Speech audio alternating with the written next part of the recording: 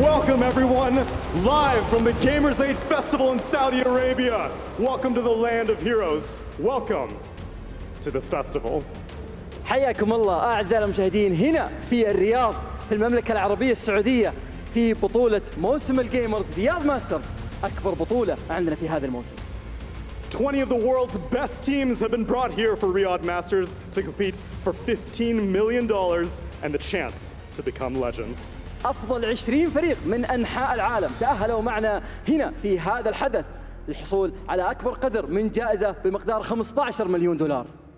My name is Tsunami and I'm joined here by Fancy, my man. What are we doing here? I know this is a big festival, a lot of games going on. Give me a quick breakdown. I mean, as you already know, a lot of people know this as well. This is the biggest esports event in the world, and we're very excited to be here. And we're about to start the biggest tournament of them all during the season. So I'm very excited to be here, and honestly, this is going to be one hell of a tournament. أعزائنا المشاهدين، جاء الوقت اللي نتكلم فيه عن وش اللي ممكن يصير في هذه البطولة. زي ما احنا عارفين بطولة رياض ماسترز هي أكبر بطولة من ناحية البرايس بول من كل البطولات اللي معنا في موسم الجيمز. Well, we're specifically here for the Dota, so why don't we bring out our first team?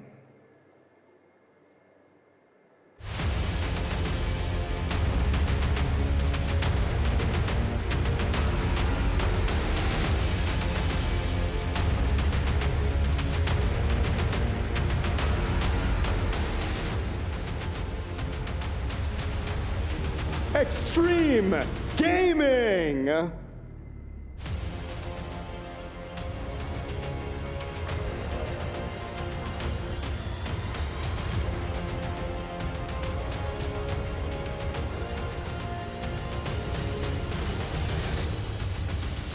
Making their second appearance on land this year, they are one of the 3 Chinese teams that we brought here to Riyadh Masters. They've had some time off since Berlin, but they're ready to bring it home. فريق اكستريم جيمنج تواجد معنا في المسرح. أعزائنا المشاهدين، هذا الفريق تواجد فقط في ايفنت لان واحد فقط هذه السنة في برلين، لكن اليوم راح يبدأ عندهم ثاني لان تورنمنت لهم، وهو أحد من الثلاثة الفرق الصينيين اللي عندنا في هذه البطولة. خلينا نشوف ايش ممكن يسوون. And that wraps up our first team, but Fancy, they gotta have an opponent. Of course they do. أعزائنا المشاهدين، جاء الوقت اللي نتكلم فيه على مين بيكون خصمهم. خلونا نشوف منهم ونتعرف عليهم.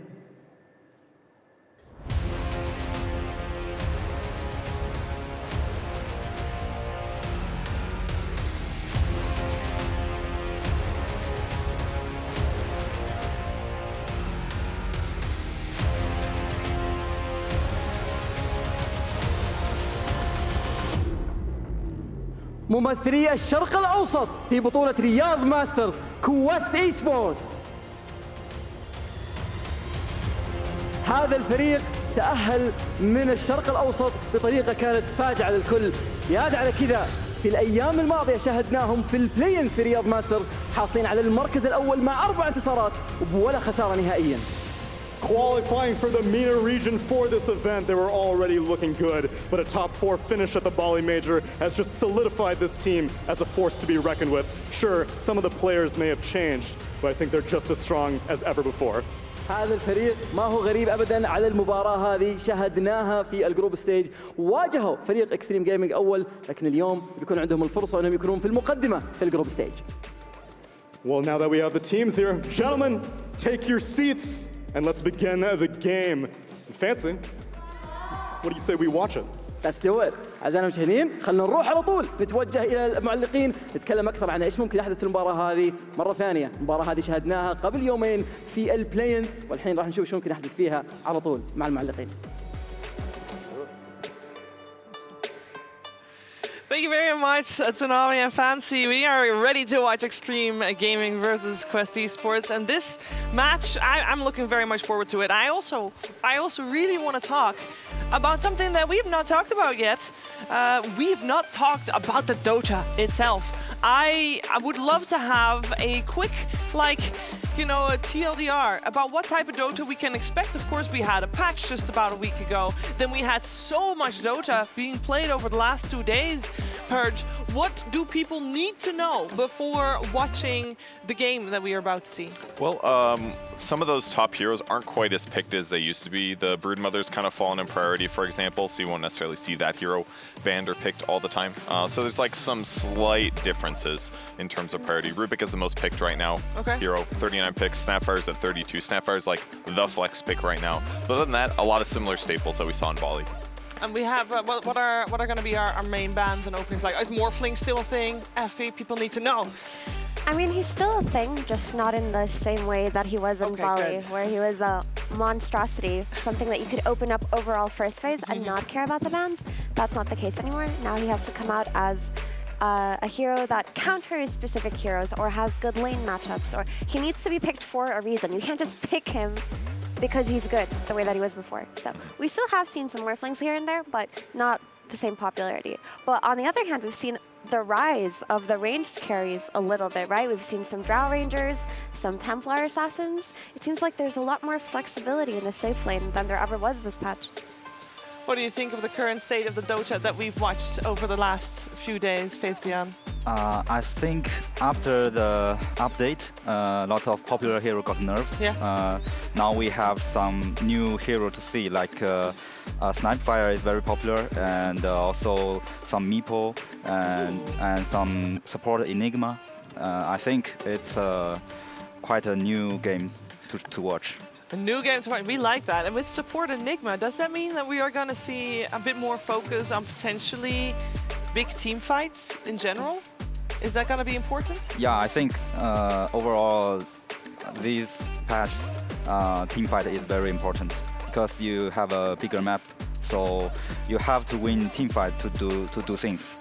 You know, what's another thing about Enigma actually is that his stun duration didn't get reduced. Almost every hero's stun duration got reduced, but Black Hole is like, nope, still 4 seconds. So even if it's a support, that still gives you a really good shot at getting a kill on the map.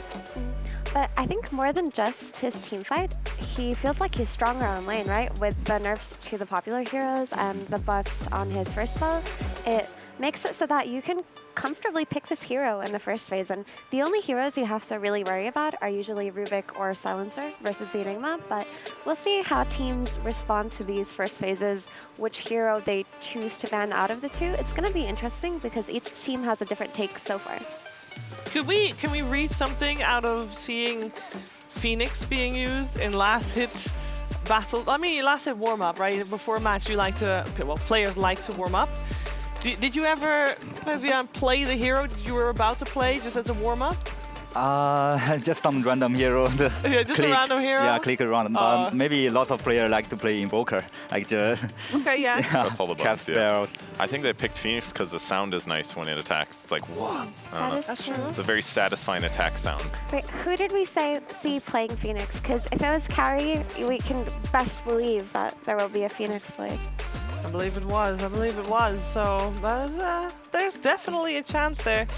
So as far as the Dota concerns, we are seeing two teams that have played each other before. They have played each other and Xtreme 2-0'd them, which a lot of people would say, as we see the draft in front of us, that there's a lot of data to go off of for Quest Esports. They can definitely learn from that.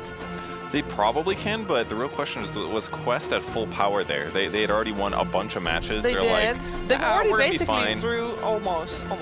It's not. They weren't the only team maybe to do that. Team Liquid picked Techies and Pudge in one game. They're like, this match doesn't matter too much. Was it similar? Was it really? I think no, it did matter, but they also still had series the day after that they ended up winning. So And I would say that they were at full power. Obviously, when you play in the play-ins, you don't want to risk any kind of tiebreaker situation on the last day. It's my favorite bands. Your favorite bands? yeah, I do like these bands as well. We're 4 bands in, and it's Darkseer band, and Primal Beast band, an Ember Spirit band, and Undying band. Do you want to know how I know? It's on the screen. It's on the screen. Let's go. Oh, okay. So I think banning out the Darkseer and the Primal Beast is probably the best take you can do versus Quest. It's how they build their drafts usually. The Primal Beast is a strong flex pick between their offlane and their mid, but also I feel like Darkseer is just the offlane hero of the patch. Yeah. It's kind of interesting because they've only played, it looks like, Primal Beast one time so far at this tournament. Maybe relying on other flexes instead. It's just been banned out versus on every game. That makes sense, yeah. I think Primal Beast is just too good at this patch. Every team will play it. Which is interesting because we saw some teams prioritize the Primal Beast a little bit more last patch before it became popular. Like LGD were running it first phase whenever they could, even before it was the hero. The same way they were running Enigma support before other teams tried it. So it shows that some teams kind of were ahead of the meta.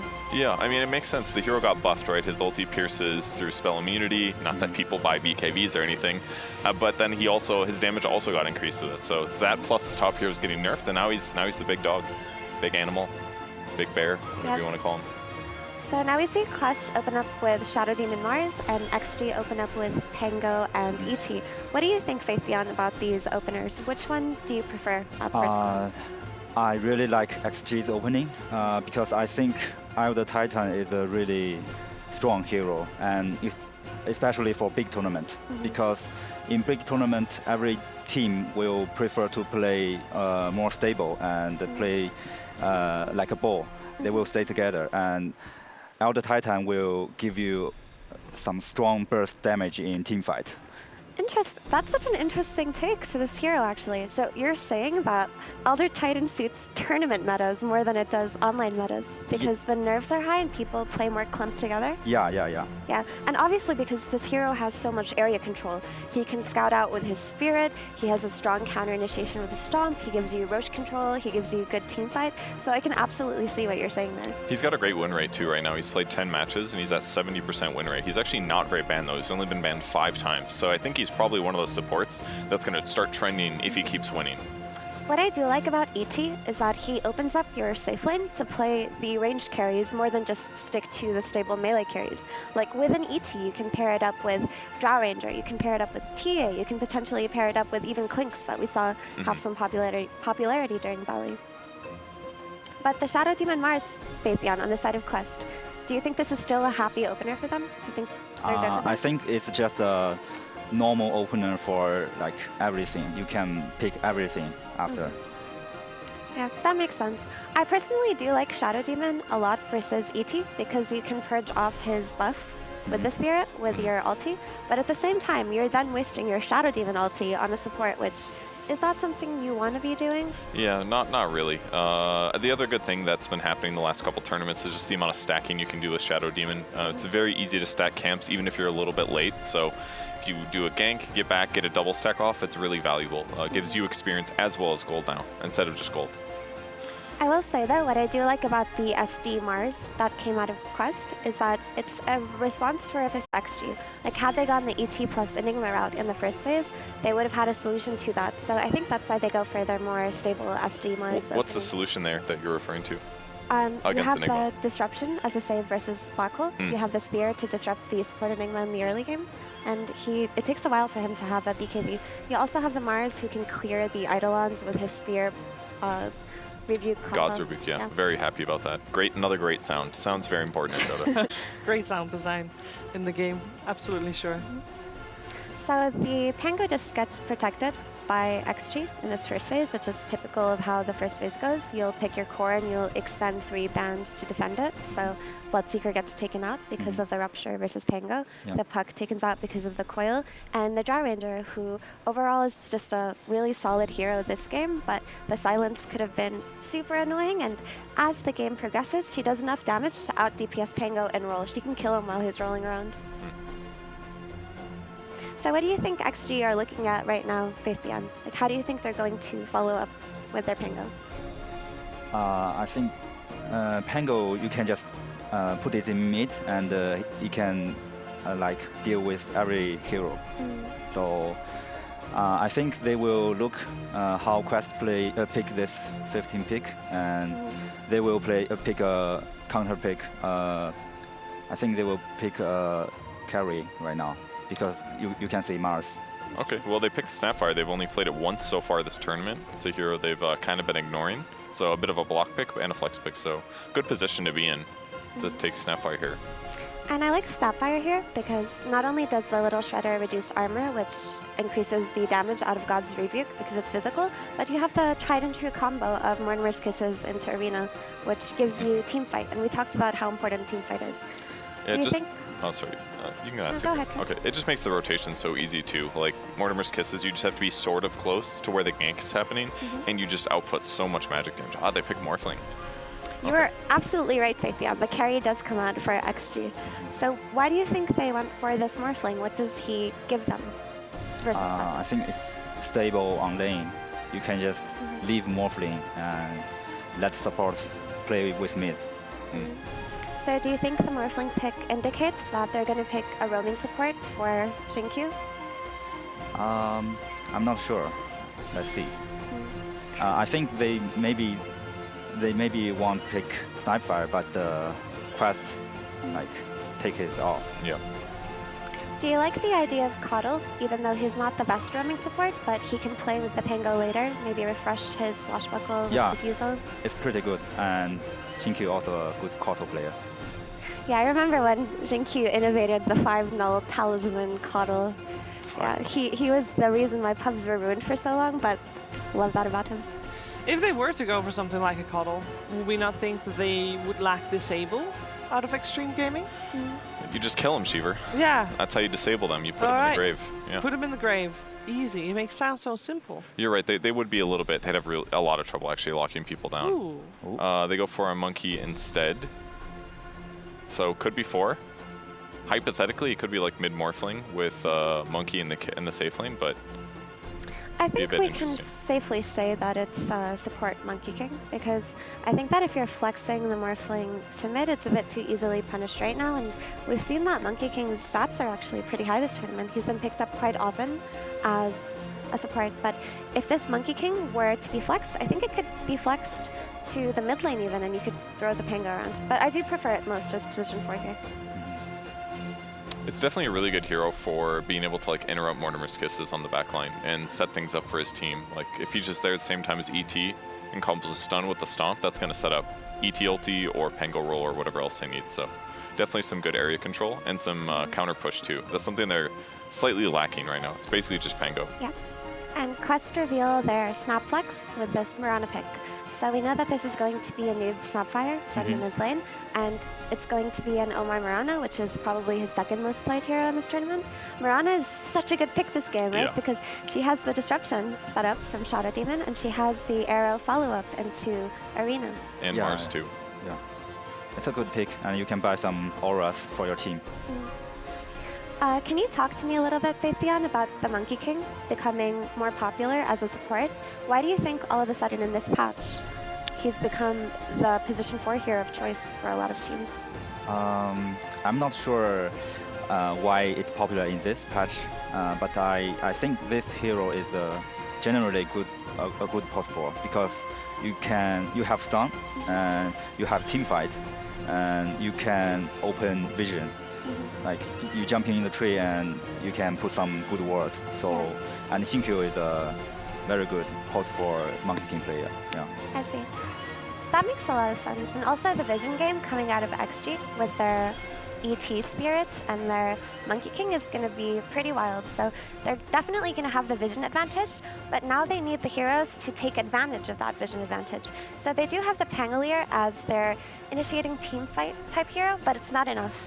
I really would like for XG to pick some kind of follow-up initiator to play on this Vision. Like maybe something like a Tide Hunter, you know? Something that can just go in and ravage and start the fight because of the Vision. That sounds really good. Interesting ban from Xtreme. They banned Wind Ranger in the last phase. So expecting a Wind Ranger carry from Quest Esports and the more traditional PL as well. Is there any hero in particular that those two heroes would be good against that Xtreme might want to pick up? I mean, I think Wind Ranger in general is a very solid hero, but she's good against Monkey King. She can cut down the trees. She's also good against ET because she can kite him around. She's good versus Morphling because she can buy Diffusal Blade. And she's also good versus Pangolier because she can just chase him around when he's rolling around, right? You buy a BKB, you buy a damage item, and you just focus fire that guy. And he dies in his roll. And I think maybe they won't pick a tank hero last pick, so they need to ban Wind Ranger.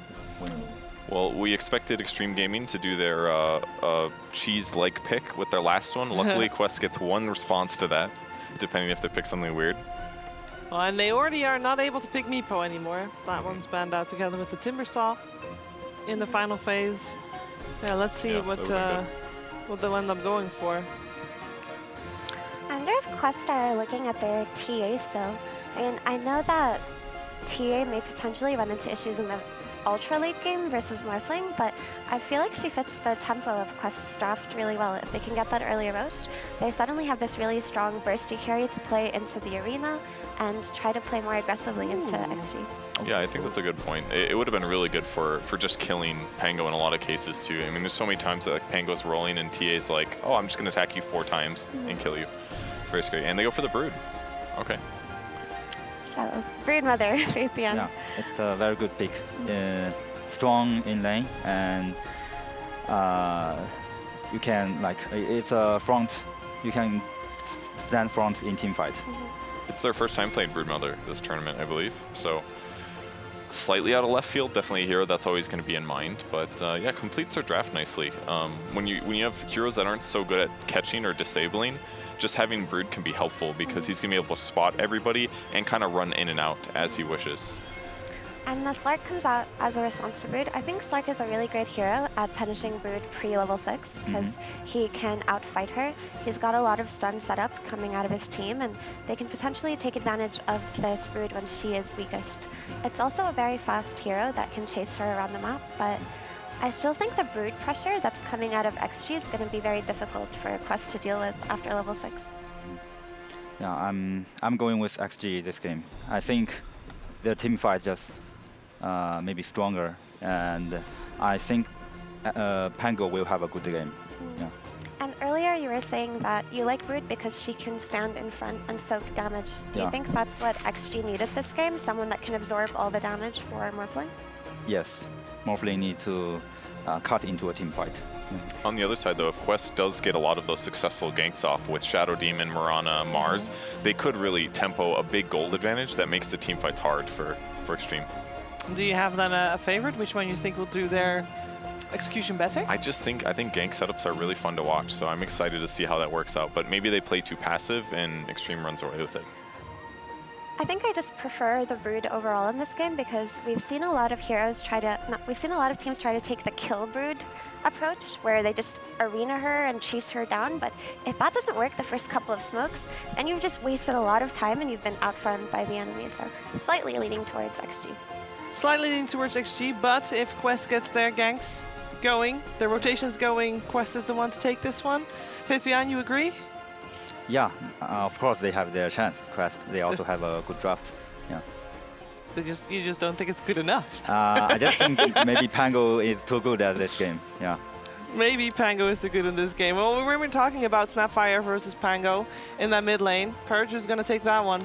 Paparazzi versus Noob, we mentioned them earlier. I think they're both going to get a lot of farm, and then they're both going to leave their lane and just destroy other places on the map, and then come back and be like, oh, hey, how's it going? Was your gank good? Yeah, mine was great. I killed 2 heroes. Oh, me too. That's what's going to happen. I think Snap is so strong on lane right now, so I feel like he should win in net worth, but Pango has so much better ways to play the map than Snap does. Yeah, because we were talking about Snapfire earlier, that it's one of the higher contested heroes here, and Quest getting their hands on it definitely seems like they are getting an up here in this opening series, as I believe we are about ready to head over. I mean, maybe almost. Well, when we're having a little bit more time, which we do right now, like how long until you want to see these rotations happening? When does Quest need to start making the move? Is there a certain timer, Faithian, that you feel Quest are on? I think they need kill Brood for some time before Brood level 6. They need to kill Brood a couple of times before they're level 6. Yeah. Ooh, that's a tough ask. That's a very active early game. I don't know if it's going to be that hard, though, because they've got enough stun setups that they can do it. You know, whether it's an arrow combo off of Pounce or they're going to do Cookie into something. Like, they have enough disables that they can get it done. And even if it's not before 6, once Mars hits 6, he just has to get close enough to Arena, and that's going to give them a couple seconds to potentially set up a combo that kills Brood. So they do have some solutions there. I agree. I can see Brood dying once or twice on the laning phase. I'm more worried about what happens afterwards, because we've seen time and time again with this hero, it's just not enough. No matter how many times she gets nerfed, her farm speed at level 6 just accelerates so high. So you're put in a position as a team where you feel pressured. Like, let's smoke, let's chase the brood, let's arena the brood. And she makes so much space for a team by just existing. Do you still feel like she's the type of hero that takes over the map the way she used to, and obviously before the patch did? I mean, she's not overall weaker, but she still farms just as fast, I would say. It sounds like Quest has got their work cut out for them. There was one extra concern that we had during the draft regarding Xtreme, which they kind of fixed. Do we feel like they have what it takes in terms of disable to be able to deal with Quest, or was that not that important considering they got the Brood, so they're gonna do well anyway? I think with the Brood's pressure, it's going to give them like perfect vision of their opponents, and it's going to make it easier. They don't necessarily need to catch as much, because it's one of those things where when you're pressuring towers and your opponents have to react to it, you know where they're going to be. You don't necessarily have to catch them. It's more like you're forcing them to like kind of have to wade into your dangerous territory, which gives you better opportunities to initiate. I would say overall XG's teamfight is weaker still, because Brood doesn't give them the disable that they needed, but she does give them the body, right? She gives them the lane pressure. She gives them the map pressure, which makes it so that XG can pick and choose their fights. They're not exactly looking to run on Quest's heroes head on and play into the arena, into the kisses, into all of that. They're more so like, okay, you run at our Brood, we'll counter, we'll maybe get a few kills, we'll farm up the map, and eventually our Morphling will carry. So they're not going to look to engage 5-on-5 head-on unless they have a massive net worth advantage. We said, Faith Beyond, we were taking a step back, we said at the start when these two teams obviously faced in the group stages, you said that Xtreme especially just had Quest number, and they just drafted so well against them. Yeah. Do you feel like this draft is similar to that? Or is this, like, do you feel like Quest has learned since then? I think Quest definitely learned something, because they don't play Snapfire too much, but they took Snapfire at pretty early stage. So this is the adjustment, but also I think Xtreme Gaming is still like they still pick Elder Titan, so they still want to win team fight. I wouldn't say it's a very advantage for Xtreme Gaming. I think it's pretty even, but I still think Xtreme Gaming will win this game. Have the stronger draft. Yeah. So what do you think the win condition for Quest is as the game progresses? I think they need to like play with Slark when Slark gets his good items, and to open some small fight first. Because if you jump in like 5-man, and they will just burst you with Elder Titan. So, yeah. So you think that they have to kite? They have to weave in and out of the fights initially, bait some spells out of XG? Yeah, if you kite the Rolling Thunder and the Monkey King's ulti, and the team fight will be much easier for you. Well, the good news for Quest is they have Moonlight Shadow, which is one of the best disengage spells in Dota. They also have Shadow Demon, who can potentially try to be a save hero for them. But I do like that take. I mean, you really put a lot of faith in this Elder Titan hero. I think he has such high security, and I respect that, honestly. I've seen this hero be picked so often, so early on, and understanding the appeal from someone who's played in such high-stakes tournaments kind of sheds a lot of clarity, right? It's just like, we want to play into your 5-man with our Elder Titan. Yeah. Yeah, of course, the team fight, when we're talking about team fight, Elder Titan is great for that. But Mars is as well. I feel like even later on in the game, I'm really banking on this Brood Mother not being as strong as she used to be. I think the team fights going the way of Quest might still be the case as well, considering what we saw from them in the group stages, in the play-ins. Their synergy, they were on the same page a lot, Purge. They were able to like even overcome tougher situations. Yeah, I think that's really going to give them an upper hand because of all their combo stuns. As long as they avoid the ganks and like deal with like the timing that Broodmother gets Hex, like he just needs a Dark Pact off the stuns and they're going to be mostly okay. Well, I think it is about that time. Ladies and gentlemen, everything has been sorted out. We had a little bit of hiccup. It's all good, though. We sorted that. It's all fixed, and we are ready for our first matchup of the day here at Gamers 8 at Riyadh Masters. Dota 2 on the agenda. Finally, Extreme Gaming versus Quest. Game 1 brought to you by SVG and Cap. Thank you very much, Sheber. That's right. Welcome to the opening match here of the group stage for the Riyadh Masters, where we are going to be getting into the action right away, and Extreme Gaming have already lost Ghost as the horn hasn't even blown yet. Avery, it's going to be a rough start for Extreme, but they were probably coming into this match with a healthy amount of confidence. After all, these are two of the best teams that came out of Group Stage B in the play-in stage, managed to top it out, and Extreme actually played up against Quest. They 2-0'd Quest, which honestly surprised me. I thought Quest was going to come in and be the top dog. The Chinese team fight, it's back. It's just too good. Well, we heard Faith Beyond putting so much of his faith into the Elder Titan, which we're going to be seeing here for Extreme Gaming DY. And I know you are a big fan of this hero as well. I dabbled a little bit myself. I put it that way. I mean, it's interesting that if we go back, let's say even a couple weeks ago, when LGD were playing this hero, and people were kind of like, what is LGD doing? Why are they still picking Elder Titan? I saw these comments. I saw them out there. Don't dodge. You in chat, you know who you were. You're getting called. Oh, Zhao Tuash, he's picking Elder Titan. Now it's like, oh, this Elder Titan looks so damn good. Well, what's changed? Oh, we had a nerf patch, which actually helped them a lot. You know, they nerfed some of the broken offlaners, which helps them in these 2v2s a tremendous amount. The issue with the hero has always been, I view Elder Titan as, if you get him through the first 10 minutes, he is basically one of the most powerful supports in the game. There's no way around it. His auras scale infinitely, his ult scales infinitely. There's just not many downsides outside of mobility and spell immunity. Spell immunity's also been nerfed, so his spells are doing more through the BKB durations. Less heroes are buying BKB. And in terms of the mobility, I mean, mobility heroes are still an issue, and you're still gonna have to deal with those, but if you have solid lockdown, it's not the worst. As, you know, some of these lockdown items are being built a bit more. We're seeing Orchid a bit more, Hex a bit more on some of the universal heroes. That helps him. So all these small things add up. I'm not surprised this hero is coming back, and of course, we are at a TI equivalent competition, as Faith Beyond talked about. Nerves get a bit higher, the pressure's on the main stage. Teams clump, the 5v5 becomes more important. That's where that Titan shines. And so this combination of team fight and vision could be really impactful, as we're going to see Xin Q, who's going to be playing the 4-position Monkey King, and he is going to be playing with JT's Broodmother. And I think this Broodmother is very important, and JT, his presence in this series in particular seemed very important because Extreme, they got the 2-0 over Quest in that play-in stage, and I would say mostly off of their not quite last pick, but 23 and 24 gotcha picks, right? They did the Pudge, I think, overall last pick in game 1 for JT, and then they did the Meepo as a 23 pick, which with only one hero to counter it wasn't enough.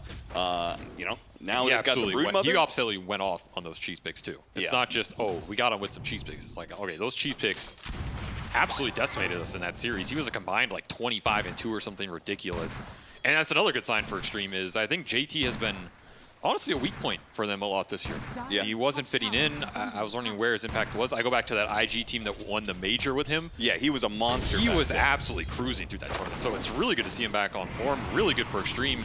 And the fact he's playing cheese picks on top of it for a Chinese team, that's scary right there. Because historically, these are not some of the picks. You're not used to seeing these Chinese teams run the Brood, run the Meepo so consistently and have good results with them. That's some of the flair that he can bring from, you know, the original Southeast Asian region.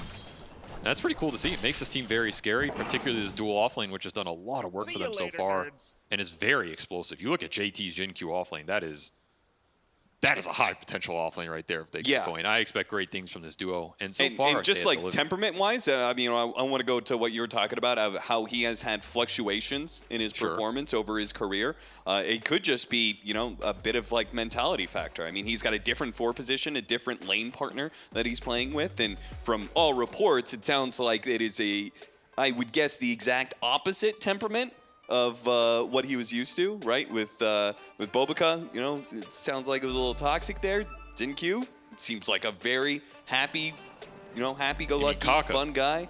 Or Kaka, excuse me. Yeah, I've been talking to some Chinese players, talking to Faith Beyond a little bit, talking, you know, some unconfirmed rumors. You know, what are all these 4-position players getting swapped between these Chinese teams? Who do you prefer? Who brings what? Kaka is a... I'll put it this way. There's a lot of very strong opinions on that man. You know what I'm like? He is not a player I've heard. Oh yeah, he was chill.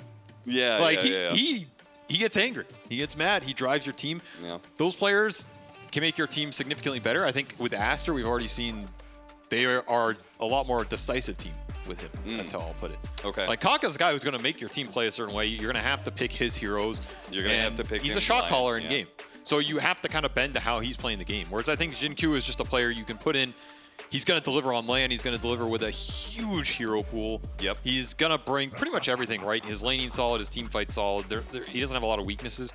So everything talked about him, he seems like just a fun guy. Like I've talked to some of the players. I asked Ghost, in fact, like what his experience was with Xtreme so far, and he said I didn't have much time, but he seems like a funny guy. I mean, you can look at his face. You know, you just know this guy's chill. Yeah. You just see it. You know, you look at other certain players, like, you know, you look at ATF, who got removed from this roster. You can see the man's not chilling. You know, I was actually surprised at how well Quest is doing, because that was a very large player change for them, but it speaks to the rest of the quality of this roster, right? Yeah, I think we definitely got a little bit trapped in talking about Amar quite a lot whenever you would talk about Quest, but you know, this team is still full of incredible stars, and one of them right here, I mean, this guy is the new kid on the block right now, and when it comes to the carries, TA2000, incredible player. And I think that factor of having this double threat of TA2000 and Amar on these two different side lanes made it really difficult to play and draft against this team, and a question of whether or not Malik would bring that same kind of threat that Amar did. And I'm not sure if he has yet or not, but the rest of Quest is still definitely performing the top tier. In early game, pretty quiet here.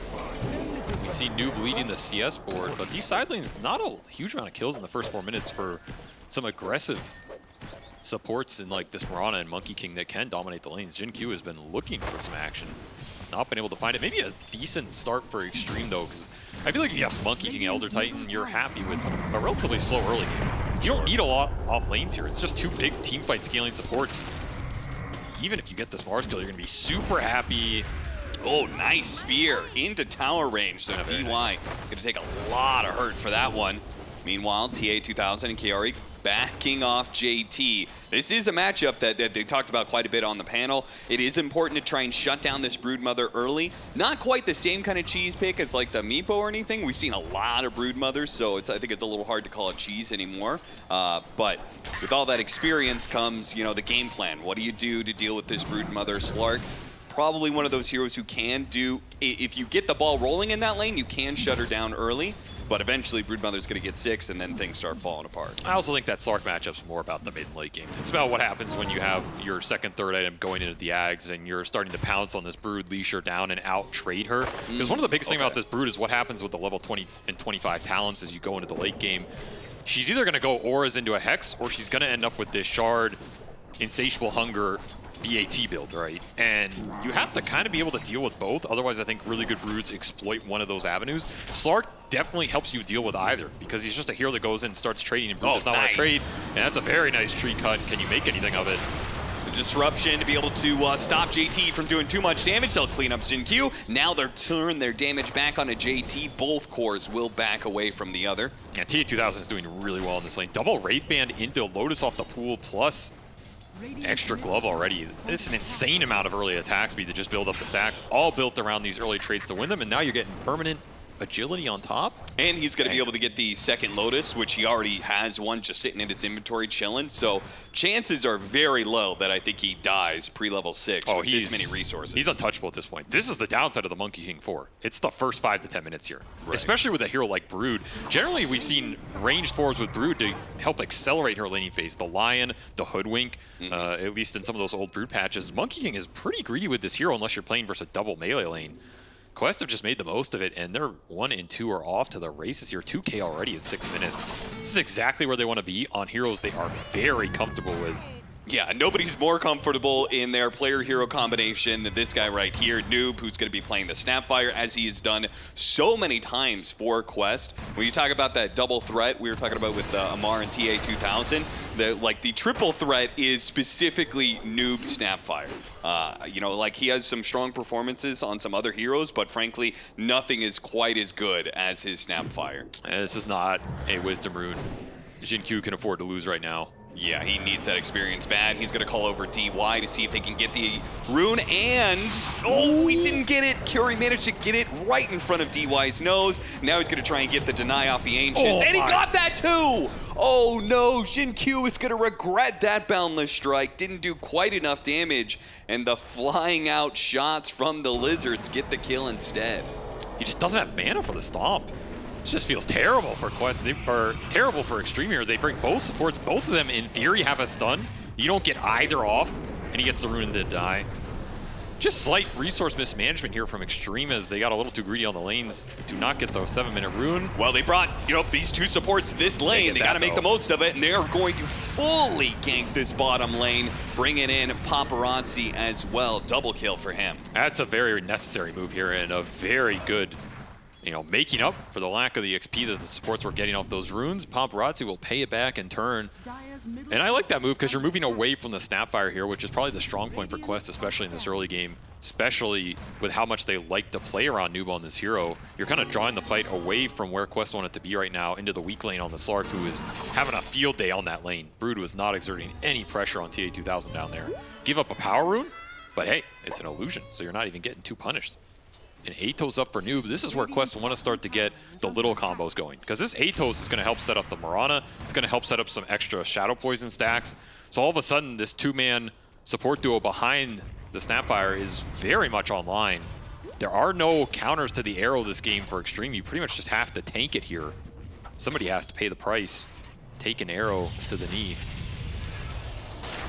It's going to be the first use of it here. JT really doesn't want to get hit by this pounce. Instead, it's going to be a cookie that lands onto him, and JT will die to the rotation from Noob. Man, 3 permanent Agi stacks already up. Yeah, he's looking pretty damn good there. And just look at how farm Noob is.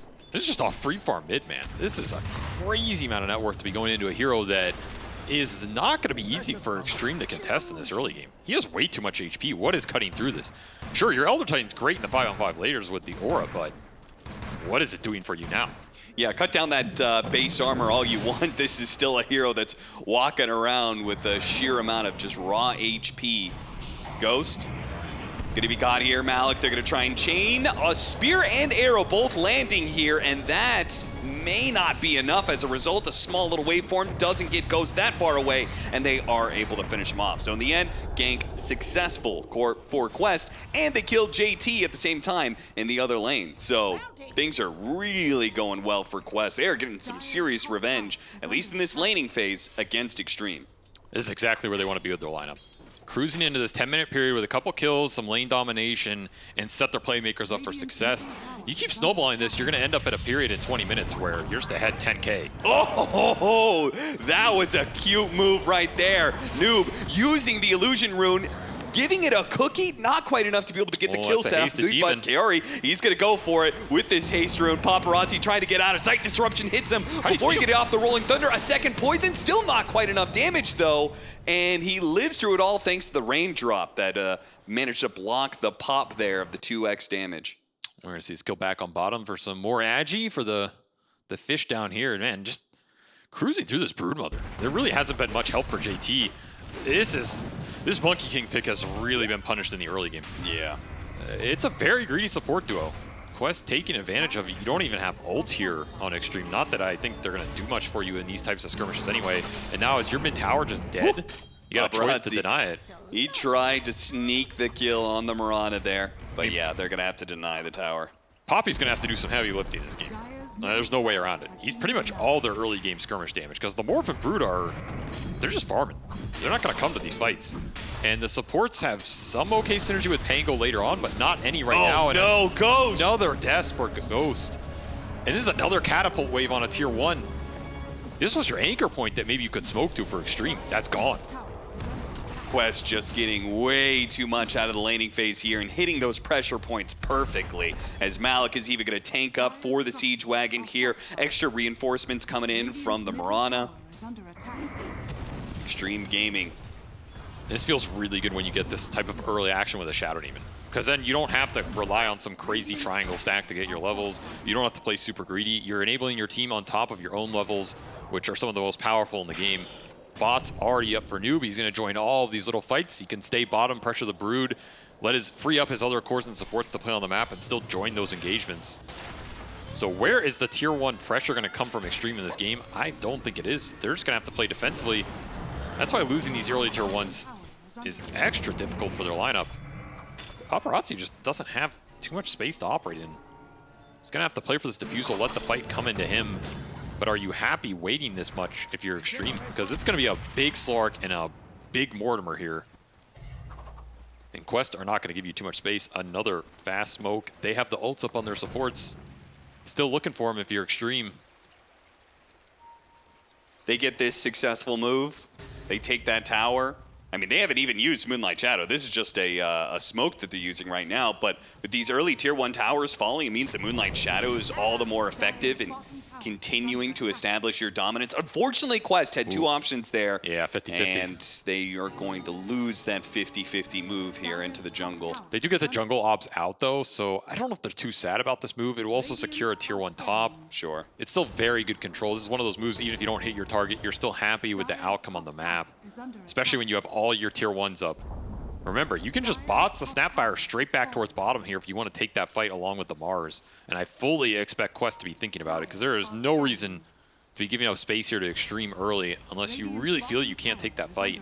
It'll be a smoke from Xtreme with everybody to try and secure this defusal done for Paparazzi. You will not find that creep camp with it, though.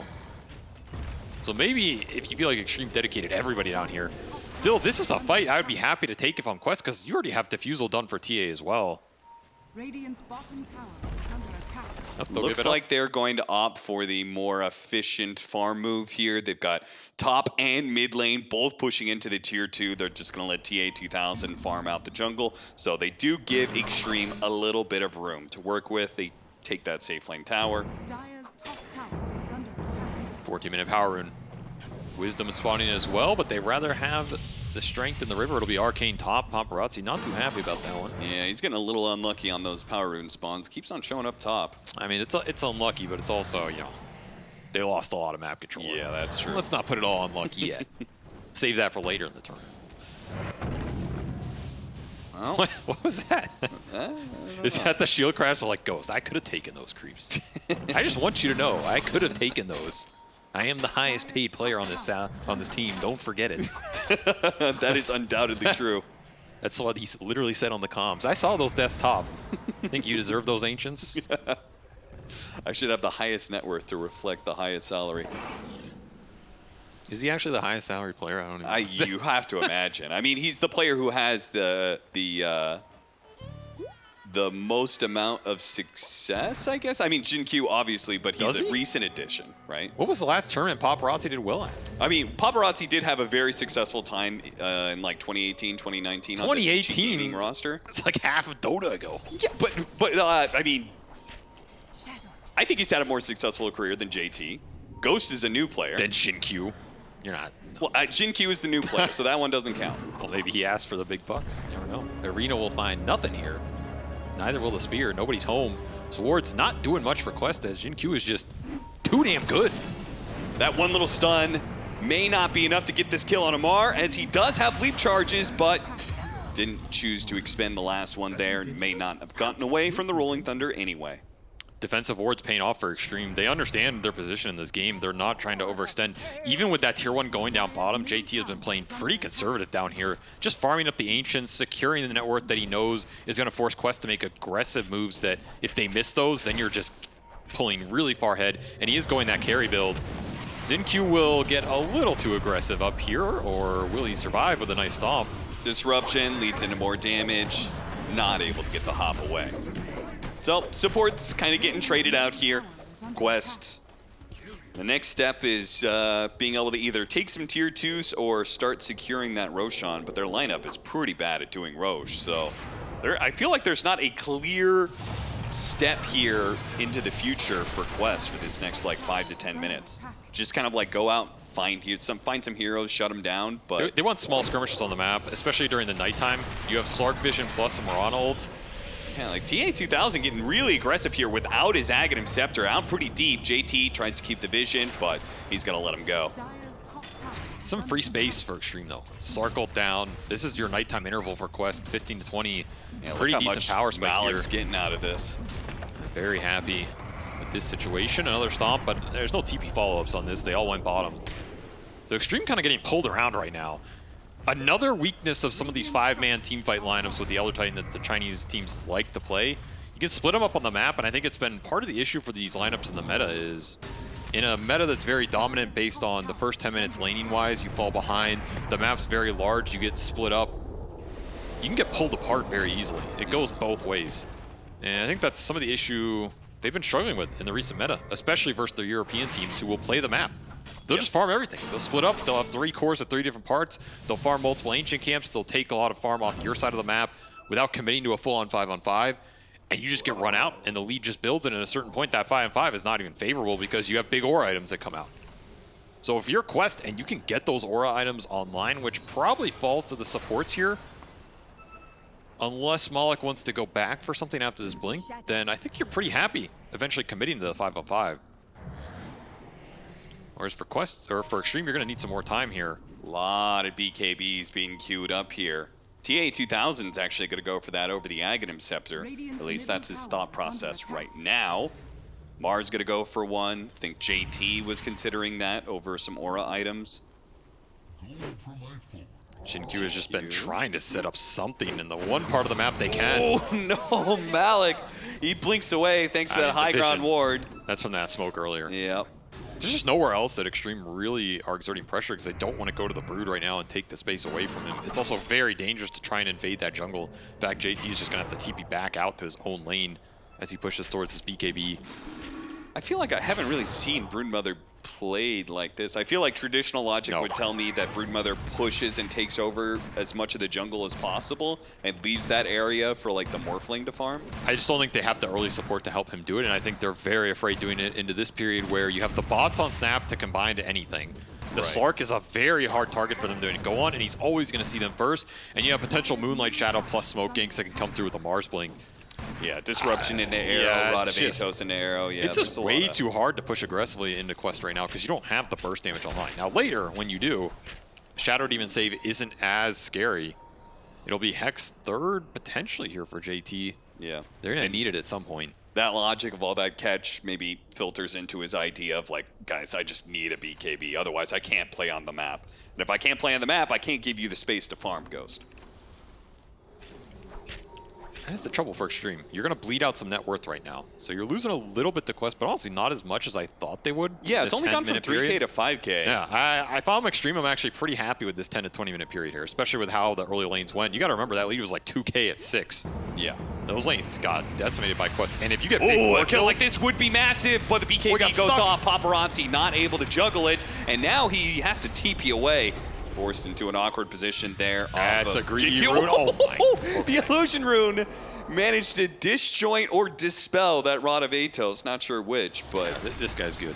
Yeah. Well, they got a BKB, they got some TPs, and they got through that nighttime period. Yeah. So honestly, I think Xtreme are pretty content with what just occurred here, and they're continuing to scale. That's the one thing. I feel like they should be pretty happy with their scale in this game. They have 3 really good right-click cores going into the late game with an ET and Monkey King behind them. Assuming you can find Farmham and everybody here, shouldn't be worried about the late game 5-on-5s. Now, of course, Quest can take those 5v5s in an unfair manner based on the vision skills they have and the fact that they have incredible burst between the snap. Yeah, they have and like a stronger Mirana arrow late and game. Stuff. They're going to try and go for Noob with no BKB. He TP's in and may be caught here, but Malik's going to help him out. That's JT going at it with his BKB. The Moonlight Shadow, they have the vision. Oh, he needs a couple more hits. That's all he needs, and Paparazzi will help secure it in the end.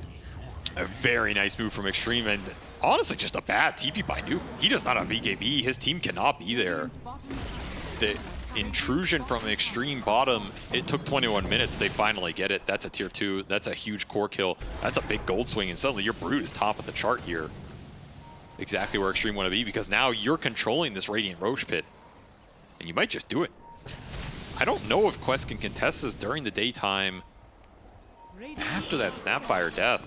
And that is always such a downside when you win a laning phase and like you have so much control of the map, but you can't do Roshan, right? You control the map for like 90% of the game, but then like the 10% the other team takes it, they're able to take a big objective in Roshan. I think some of that goes to Quest missed some of their early skirmishing though, especially behind the Slark. Like no one was helping TA2000 invade these enemy Ancients or take space away from the Brood. They were kind of just content with putting him on an island, which maybe it felt okay for TA2000, but not Disruption overall. trying to jump away. Xingqiu going to be pushed into the arrow. Is this enough time for Roche? This is very awkward now for Xtreme. They just handed it on a platter to Quest. You said they couldn't do it. Well, they didn't need to do it. Yeah, I mean, if it's below 50% HP, that makes it a whole lot easier. But if they want to try and do it, they're going to be doing it into Paparazzi, potentially blinking it with Rolling Thunder. So and ET Spirit. They're going to go for TA2000. Already got off the Dark Pack. He's going to be okay. Malik jumping into the stomp. That's a bit unfortunate. It looks like they're going to lose their Mars first. TA2000 slowed down as well with the BKB being rendered ineffective here for Noob. Had to just use it to walk away. None of these BKBs doing anything for Quest. That stomp was absolutely perfect. I don't know if that was intentional, but hey, it worked out. And that is the type of fight that is very awkward for Quest to force. I think they should have just kind of committed for the Roche and forced Xtreme into them. Like bait out the Pango into the pit. Take the fight in a situation where Xtreme commit into your BKBs instead of the other way around. They just take full advantage of that. And now Noob has gotten nothing done with this itemization in the last 2 to 3 fights here. Just feels awful for him. Give Aegis away to the Morphling, who had a very rough 0-3 start on the lane. A lot of momentum given away. They're going to try and use a Moonlight Shadow to re-engage here. No BKB for TA2000, but doesn't need it if he builds up the stacks. Fighting to the hero without the BKB. The Broodmother is going to get bursted down. They look for an extra kill with an arrow. Oh, he catches him. Omar cuts down the tree too. Beautiful combination. And the dot from Xingqiu. He knows he just got caught. I mean, at least he's having fun back on land. Yeah, he is. Omar will respond in kind. Fun little banter between the two teams as Quest take their lead back. 5K and building with the tier 1 tower being taken off that as well. I think that was like a ha-ha. I'll see you next game when I play Murata. Could be. I mean, this was a really nice arrow, I think, from Omar, where he's just kind of hunting through the trees for the Elder Titan or the Monkey King in this spot. And then it just so happens that he got Xingqiu. It's a little bit unlucky, right? But it is a nice heads-up arrow. He was basically looking for the monkey in the trees because he does have this leap quelling cut that's pretty reliable to abuse the cooldown. And you just got to be faster there, my friend. I mean, he had a chance to see the arrow coming. Hop away, but... It's a good sign that you're all chatting this early in the tournament, though. You know, it tells you where your mindset's at. By the end, he'll be writing paragraphs. Or writing question marks. Like emo. I mean, that is something that Quest lost, you know. The Amar all chat. That's true. Malik's going to have to step up. Start dropping some items. Or maybe that's where Omar is trying to step it up. He responded. That's true. Always got to make up for what you lose as a player. Aghanim Scepter done for the Morphling. Big item pickup, which will render the Slark a lot less effective in these fights. If he gets morphed in the first place. Xtreme's like big power spike, at least going into that mid late game. They want to hit this third item on Brood in conjunction with the damage coming out between the Pango and the Morph and just drive it home. The Ags is already up here for Ghost, so if you get that Ag steal on the Slark, that's a lot of damage gone for Quest.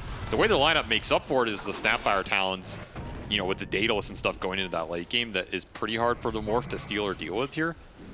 It's just TA2000, all that net worth is going to get sucked away and you're going to start pouncing it back. It's not as strong as it used to be. It's still pretty damn good. And they'll get another TP out of JT here. Another BKB down as well. Noob catching Xingqiu, but there are a lot of heroes nearby. He's got to be careful. He's got a haste runer to BKB, so he can waddle his way out of there if needed. Quest really want to start these fights either off the Moonlight or the Slark going in, finding an isolated target and baiting out the Spirit or some of the roll from Xtreme. If that happens, then it's just the green light to engage the full 5-on-5. These little pokes are exactly what they're looking for. Yeah, get some stats off the Aegis Even an arrow hero. connection. He's just dead, I think. Yeah, and they're going to be able to catch DY thanks to that arena from Malik. Yeah, where's or the maybe help? not. They're not actually trying to follow through with it. Afraid of Paparazzi, who is going to come through. They're going to stick on to Ghost here, but he's already morphed in. He's going to be perfectly fine, turning into the Slark. So now, with the BKBs coming off cooldown, Quest are going to start backing away. I mean, Xtreme used everything. This is the type of fight, now you're dead on the map. If I'm Quest, yo, you just run in with the Slark and find anything with an arrow connection. You're super happy. Gotta remember, this Brood still has no BKB TP. You just used your Stomp, you used your Roll, you used your Wukong, you used your Morphags. I'm surprised Quest are not pushing this harder right now. Because I think that is the exact type of bait that you want, and then you're just gonna take over the whole map, especially during nighttime as well. Maybe they don't realize their position of strength just because their own BKBs are off too. So they're like, you know. I mean, you're still looking for this Ags on the Slark as well. That's going to enable the aggression from TA 2000 a lot more too, because then you can go in and still have a get out of jail free card. Shard will also help that as well. So I can kind of understand not pushing it here, but I think as this game progresses, that is the type of fight that Quest are going to win. It's not about the first jump, it's about the second. An early Shadow Blade here. There's some aggression, looking for something, but won't find it. Another tier 2 being threatened. TA 2000, oh, it's gonna really deep. The arrow spotted him. TA, ooh, he tried to jump in, cut down a tree. Doesn't quite make it. Now he's going to be a little bit stuck here. This is very awkward. Disruption and Arena both going to be used defensively here to make sure he does manage to get out. Paparazzi rolling on through. Malik, BKB, TP out. Xtreme will similarly back themselves away. That BKB just came up. Oh, immediate smoke up. Xtreme going to now realize we should try and catch something here, but I think they're going to be too late to the party. Very hard to catch this lineup. Yeah. They don't have direct stuns to deal with. The Vision Evasion coming out here from Quest. And they will get the disengage. Committing a lot to try and catch this monkey in the tree. Honestly, I like how Jinkyu is playing this game, which is very aggressive. He knows his role. He's just going to go in, bait out some arrows, arena, whatever. Even if he drops down, it could be a pretty good fight for Xtreme if he can bait the clump. That's kind of how you have to play the support monkey, honestly. You just have to have balls. You know? He's got 2 big ones. Disruption, arrow, combo. Pango gets caught by it. Couldn't run far enough away out of that pounce, and now they're going to get the +1 off this one. The Rod of Atos catches DY on the retreat. Look at those hits, though. Yeah, he's doing some damage. It's I mean, it hurts. It hurts. Like, cannot underestimate these pure agi carries going into the Elder Titan if you end up in a melee scenario. Another high ground get a Shadow Demon here, but they turn back instead with the Orchid to be able to kill the Mirana. Get him. Just finished it. And hold this map. Again, look at the aggression. Jinkyu is still calling for plays, right? This, you lose your Pango ET, you know Quest are majority down here. I guess you just saw the Slark leave the area, and high ground war for Quest, not enough to dissuade you. Xtreme staying in this game, still a 4K lead at 30 minutes. Technically, Xtreme brought it back 1,000 gold in the last 10? Yeah. Okay. And a late Deso pickup here for Malik. Really emphasizing that Quest want to burst a target. It's going to be super nice with these Snapfire hits later on. You go in, you spear somebody, you get the minus armor. You just leapt in. Okay, I mean, Jinkyu is truly playing with fire this game. The pre-cast, yeah, jumping into that area specifically, like you know they've got. Oh, he just pinged it. I mean, now he knows there's a ward. Yeah, like that is probably one of the most common Radiant warded spots in the game. Double damage here. Titan Sliver on top and Silver Edge completed, man. Noob is big and bad. Almost level 20 as well. Yeah, are you still confident about that late game for Xtreme? The way that Noob is scaling up so well? The ultra late, yes. I still think it's better here. Okay. But that Snapfire, yeah, it is Quest's best scaling tool here for sure. And if the fights get chaotic, then I think they're going to have a feeding frenzy, right? Yeah. Like, let's say you get 2 of these bursts off with level 20 and 25 talent, then you're probably winning that fight if you're Quest. But a lot can happen in that interval between the first and the second. And of course, if you have enough damage on Snap that you just burst a big target off an arrow, that's still the downside here for Xtreme. What do you do about these arrow chain initiations? You don't have a save. Yeah. You kind of need your heroes to be able to save themselves. So at some point, I feel like you need roll-up on the Pango just to be able to give yourself a little bit more magic immunity options. Okay, well, what if you've got BKBs? Morph steals one of the saves here from Quest? turn into the Shadow Demon? That's right. That sounds pretty dog shit. You can get the Slark Shard, right? Or do you, you don't? No, you don't, because it's based if you off have the the ult. shard yourself, no, because it's based Yeah, off yeah. the ult, yeah. But you can get the Disruption. You can get Disruption, but then It you're a could be the Shadow next Demon. level. Okay, but Disruption. Radiant are scanning. Good point, Avery. Thank you. That's why I'm here. I mean, I'm not. It might be more useful in a late game fight. I don't know. You can also just play off buybacks. I think Xtreme's happiest position would be a dire side Roche with buybacks onto their outpost. Because then that initial burst and BKB duration for Quest doesn't mean as much. You just jam your net worth through it. But level 20 is up here. That DD, that is what triggered that smoke here for Quest. They really want to fight in the next 20 seconds here. Yeah, but somebody is going to die real fast, these little shredder shots. Question is, can you get there in time? It's running out. DD's running out, and Smoke's running Xtreme out. are not in that position. They're on the high ground here. Xtreme. Radiant's Very bottom fortunate tower that these is timings under did not attack. align. You have to keep in mind this Hex for JT. If he catches one of your cores going in, Yeah, considering the vision advantage that they have, they're going to see you coming. Xtreme have done a really good job controlling these Radiant Roshans. They're not easy versus a double vision lineup where you don't really have any of your own outside of Broodlings and an ET Spirit. You have to be there ahead of time. So they have been very disciplined about being there ahead of time. This is really good monkey Gonna get vision. some reads. Kiss is gonna start going out. They're gonna try and catch Oh, Jin he dodges. He's hopping away. Trees. Omar, he cuts the right one, and he finds Jin Q. They get the opening pick-off. Now Xtreme gonna have to play this one 4 versus 5, though still holding the high ground advantage here. Disruption into something here. Nothing. Now Rod of Ato's going to be those used. shredders. Finally, BKB goes off, but Oh, JT, those shredders. big Desolator hit, and he goes, no, the heal, no, he couldn't quite finish him off because of the disappear from the Slark. Now he turns around, hits the Hex onto the Mirana. Meanwhile, they do manage to burst down the Morphling TA2000. It's going to work now with the pounds. he's got the landing stacks, onto man. the Pango, holding him in place. He's not going anywhere. He's stuck here, and they're going to take every bit of stats you have and turn that back around Roshan, which is going to be up in just 10 seconds. High ground position means nothing for Xtreme when they lose their monkey and lose numbers advantage. Malik just goes in with that big Deso hit off the Shredder minus armor as well. Ooh, That big hurts. kill if he can get it.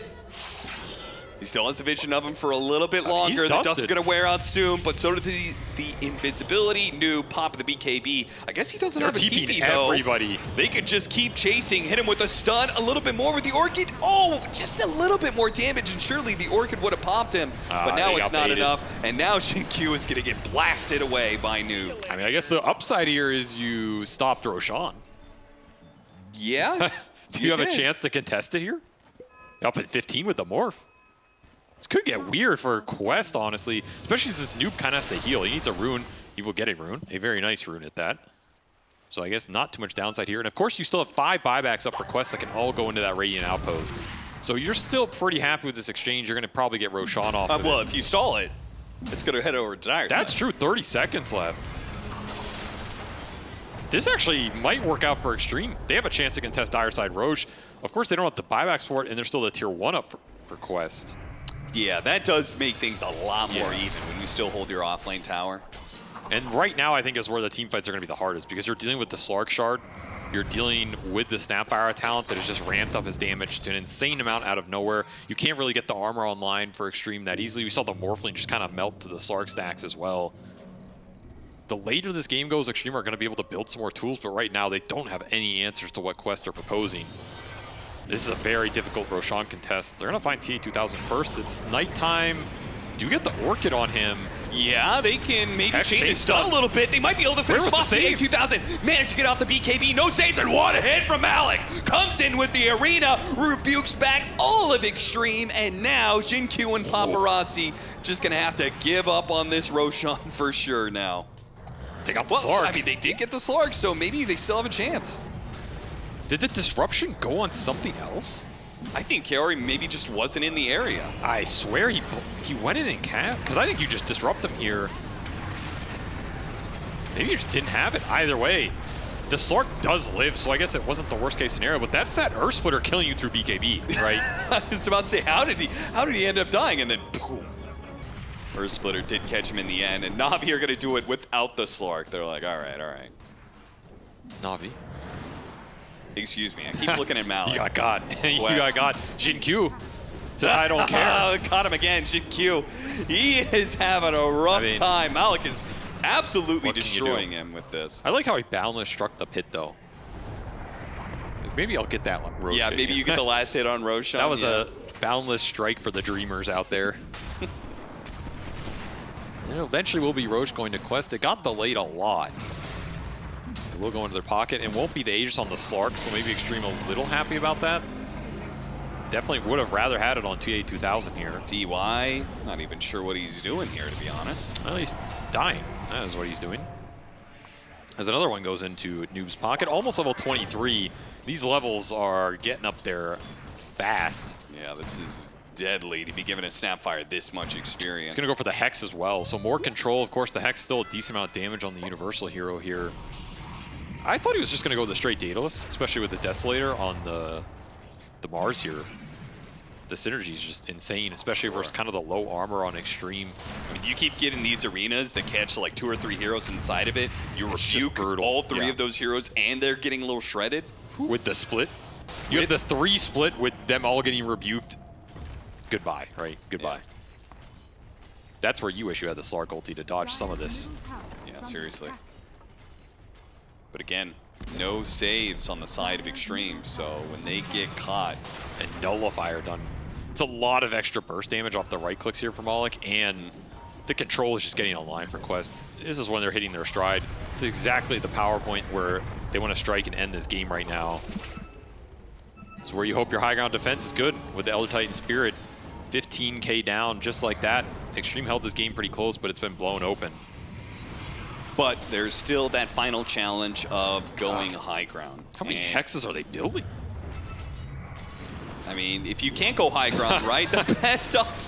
Dude, they have had Xinq's number like none other. I've never seen a Monkey King get shut down so quickly. The vision's just way too good. Yeah. They're just getting an insane amount of ward control. Another thing the Slark gives you, right? You're dewarding a lot of Xtreme's wards. You're getting insane high ground vision your own that you can protect, so you're not too worried about mass warding these cliffs. Ghost looks... They're going to surprise him pretty here screwed. with a spear to the face. He did manage to get off more strength thanks to the shard. BKB goes out, TP away, and I don't think they have anything to stop it. Arrow not in time. They are getting split pushed bottom. Yep. This is probably something done. The best thing he can do right now on the map. Try and force somebody back, and he will get the Mars TP. And that's the problem with not being able to effectively go high ground, right? It's that this Broodmother is going to split push you all the time. Which is where I think they would have rather had the Aegis on the Slark. I think the Aegis on the Slark lets you force that high ground way more than the Aegis on the Snapfire here. I don't know. Noob's damage isn't bad. I mean, I guess that you have to pop Little Shredder on the tower, so maybe they don't. I mean, you can go up and Little Shredder it. I just think there's a world where you do get stopped. Yeah, I guess they could do it. I mean, they have disruption save. It's not out of the question. I guess 1 Rax is not ending this game, though. Quest really just want the fight. Yeah, and if they don't get the fight, they have plenty of catch. With all these site devices coming out. It's just going to be a race for the control. Basher done for Paparazzi. They'll find a clean little pick here. Not much you can do about that if you're JT. Really nice by TA 2000 scouting that somehow the same spot, deja vu.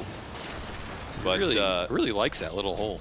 Sitting on the high ground and the backing outside of their vision as they come up, allowing the Snapfire to get the instant hex. Yeah, also went for the cooldowns. Oh, Paparazzi almost gets caught. Kind of does. Reduction. Ooh, dodges the spear thanks to the roll-up, and now they're actually going to be clapped on here. This is going to be a big hit with the Rolling Thunder. They do have BKB, so I don't imagine we're going to be losing any heroes. They lose the Aegis, though. Early BKB committal for Ghost. Yeah, that is really awkward. He gets hit by the arrow, so once he comes out of that BKB, he's now stunned, he's dead. He does not have buyback either. They cut down the tree off of the disrupted Monkey King. I'm not even sure if that was going to work that way, but it does. Learn something new every day. Yeah. Xinq, whether he exists in the map or not, he is getting his tree cut. It seems to be his fate. And that is looking like we're going to be seeing 1, 2 lanes of barracks, maybe straight up just go for the tier 4s. We'll see what Quest does with this time. Yeah, they're pinging the tier 4s. I think they're going to go for it. Why not? I mean, you just got that Morphling kill. He probably does not have buyback here. What are you afraid of? Your Quest, you still have saves. You have a double save between the Shadow Demon and the Slark. I think maybe you're afraid of the poke that You have the level Elder 25. Titan and Pango does, right? I mean, They have ways to stall you out. Now, if they catch the Pango, if they kill the Pango... yeah, what poke? Okay, now he's going to have to buy back. You try and get in there. Nullifier used on DY. Immediate bash goes out. Orchid placed onto the Mirana here. Xin-Q in deep. Paparazzi tries to follow it up. He's got some help from JT, but JT cannot stand toe-to-toe against Noob. Not even with that lifesteal. It's just too much. He can't handle it. Paparazzi's going to try and roll away. Tries to go back in with a swashbuckle. Gets sight, and that's GG. Xtreme did not find a lot of momentum in this game, honestly. They held They held on for a very long time. Yeah, they but had position and contest those Roshans. It's just the fights did not seem close at all. And I feel like Quest just too comfortable in this game. Where's the pressure exerted on T2000 and Noob? The rest of their supporting cast all did their job. Their two cores that they like to play around in the 1 and 2 got way too much out of the lanes here for Xtreme, and all of a sudden you're in a position where you have two kind of team fight oriented supports that are behind that need to catch up, and not a lot of playmaking cores to make that happen for them because of how the lanes went. That's a tough position to be in. Maybe one Xtreme are comfortable in, just trying to scale for the 5v5 team fight. However, I think it's going to be a paradigm of this tournament where if you are a team playing for this 5v5 scale and you fall behind versus these European teams, your win percentage, at least in the last few months, has not been good. yeah.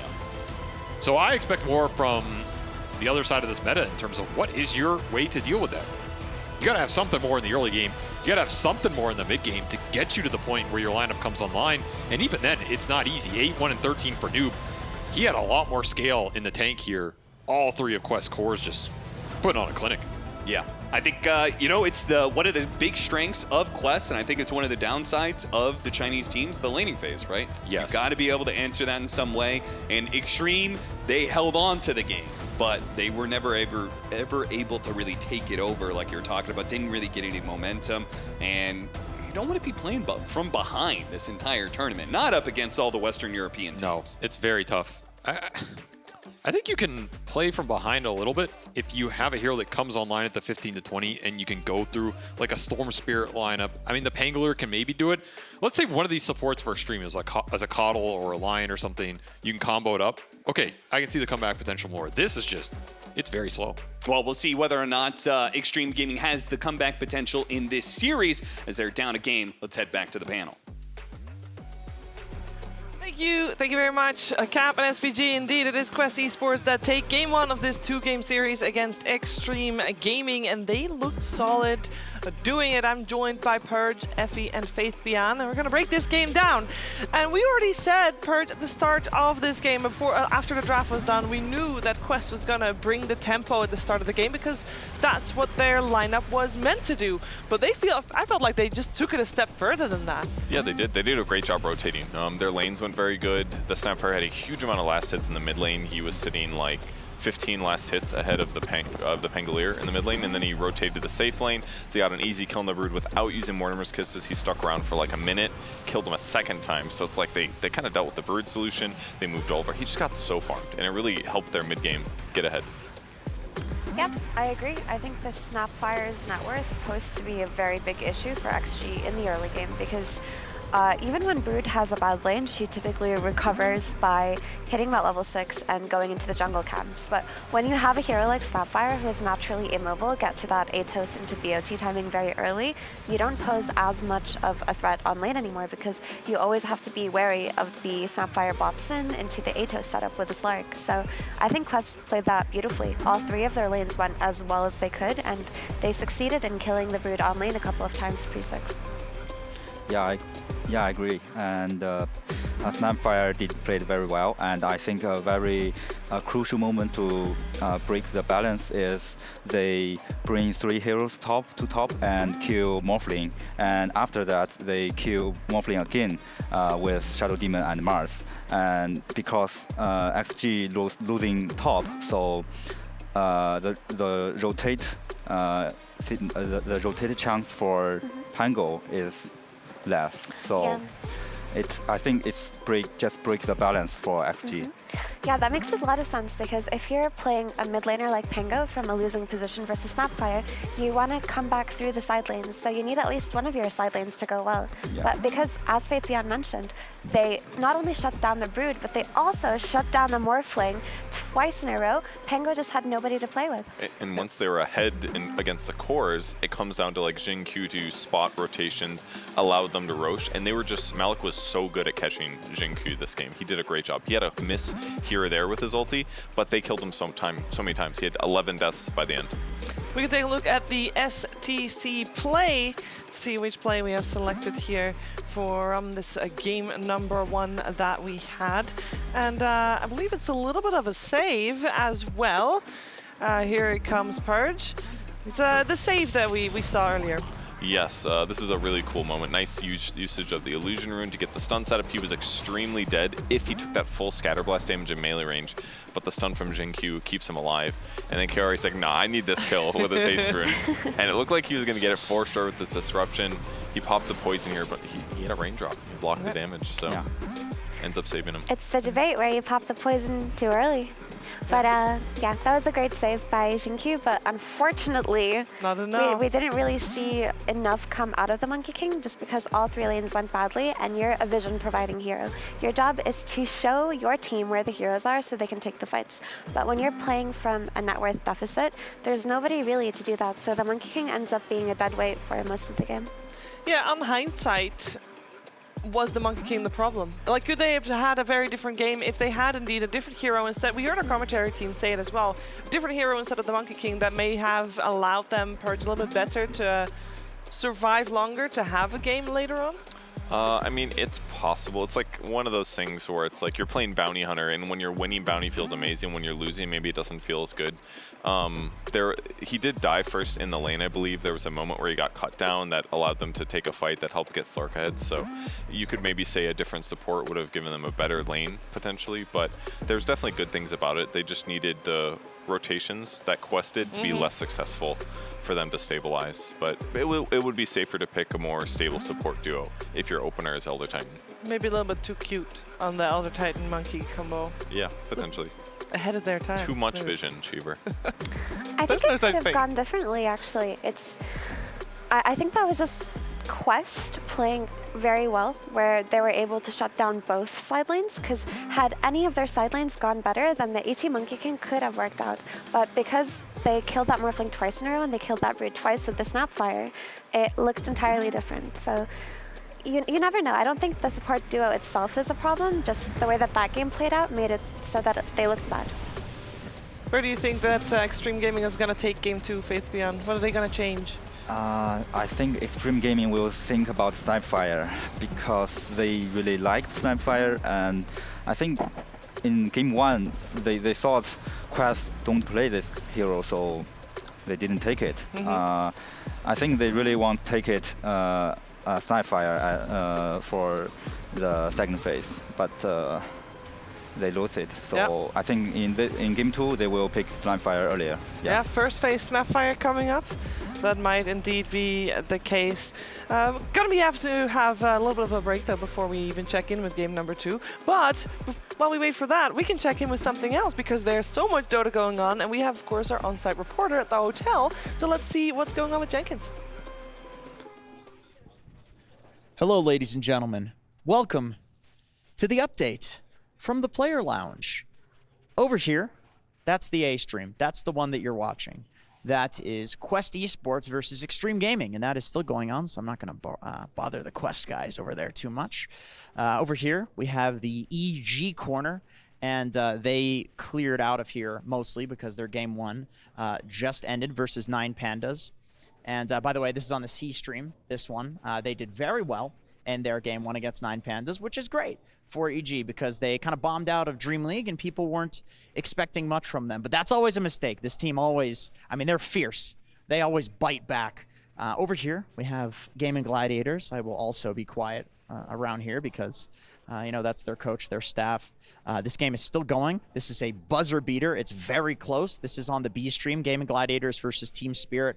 5 premier tournaments in a row won by Gaming Gladiators. Team Spirit, TI winner of the greatest, largest prize pool of all time. I mean, can you get a better match? And it's Gaming's winning that one, as a lot of people would expect. But Team Spirit, they're going to fight back. They always go to the very end. And then finally, last but not least, over here, we have the D stream. And this is Team OG versus LGD. And OG was in decent control of the game, early game. Late game, LGD found their power spike, and they won a team fight. They took control of the game. That's how LGD likes to win their games. They know their power spikes very well, which makes them a very devastating and scary team to play against. But that's it. We'll see if... I doubt there's going to be a lot of 2-0s today. These teams are very close. Like I said, all the games... looked like they could have gone either way, and a lot of them are still going right now. So, yeah, I'm excited for some good Dota today, and stick to the A stream, but open the B, C, and D stream on your other 3 monitors, because there's a lot of good stuff going on. And back to you at the panel, Shiver. I think I need LG to sponsor me a couple more monitors if I want to watch 3 other streams on my other 3 monitors. I don't think a lot of people will have the luxury of doing that. How do you watch 4 streams at the same time, Purge? Wow, I also wait for someone to give me 3 extra monitors, Shiver. That's weird. We're the same. I mean, you have all these other peripherals in front of you. You think somebody could get you some screens for sure. Yeah, I mean, you guys got laptops. I mean, oh, yeah, but it's only one screen. I wish I had a mouse. I have to use the touchpad. Unluck. Unluck. But how do you watch 4? Like, do you ever try to watch 4 games at the same time? Because that's madness. It's hard for me because there's so many games. It's like what tends to happen is when there's a team fight on one stream, I watch the team fight, and I'm like, oh, there's a team fight on this stream. Then I watch, and then by the end of the game, I'm like, I don't know what the hell happened. I like slightly know what happened in 4 games. I gotta do one. I'm a one stream man. Well, Purge, that's you not being able to multitask. That's shameful. Yeah, but if you don't have at least 2 streams going, you're bored. That's your problem. No, so I don't know if squad stream is on or not, but I turn on. I think it is. Okay. Yes, I turn on squad stream and I keep clicking around the squad stream, and if I feel like something interesting is happening, or if they're gonna farm for 5 minutes, I'll just switch away from the farming stream and I'll try to watch the team that's smoked in the squad, you know, stuff like that. I don't get the full story, but it's good enough. It's good enough. Well, we have to make do with what's good enough. And what's good enough for us is a little bit of a break, so we have a breather. When we're back, though, it's time for more Dota 2 with Quest and Xtreme.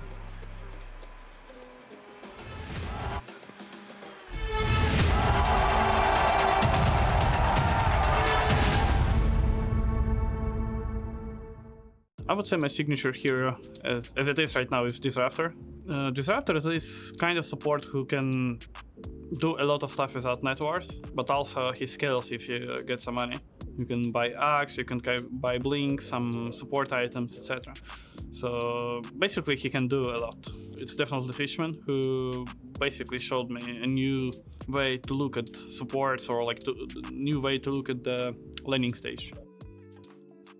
Disruptor is, at least back then, he was like most anti-meta hero to carry players or like to core players, because playing against Glimpse, ulti, basically this, you know, control that provides Disruptor in teamfights is insane, and it felt good to play Disruptor back then.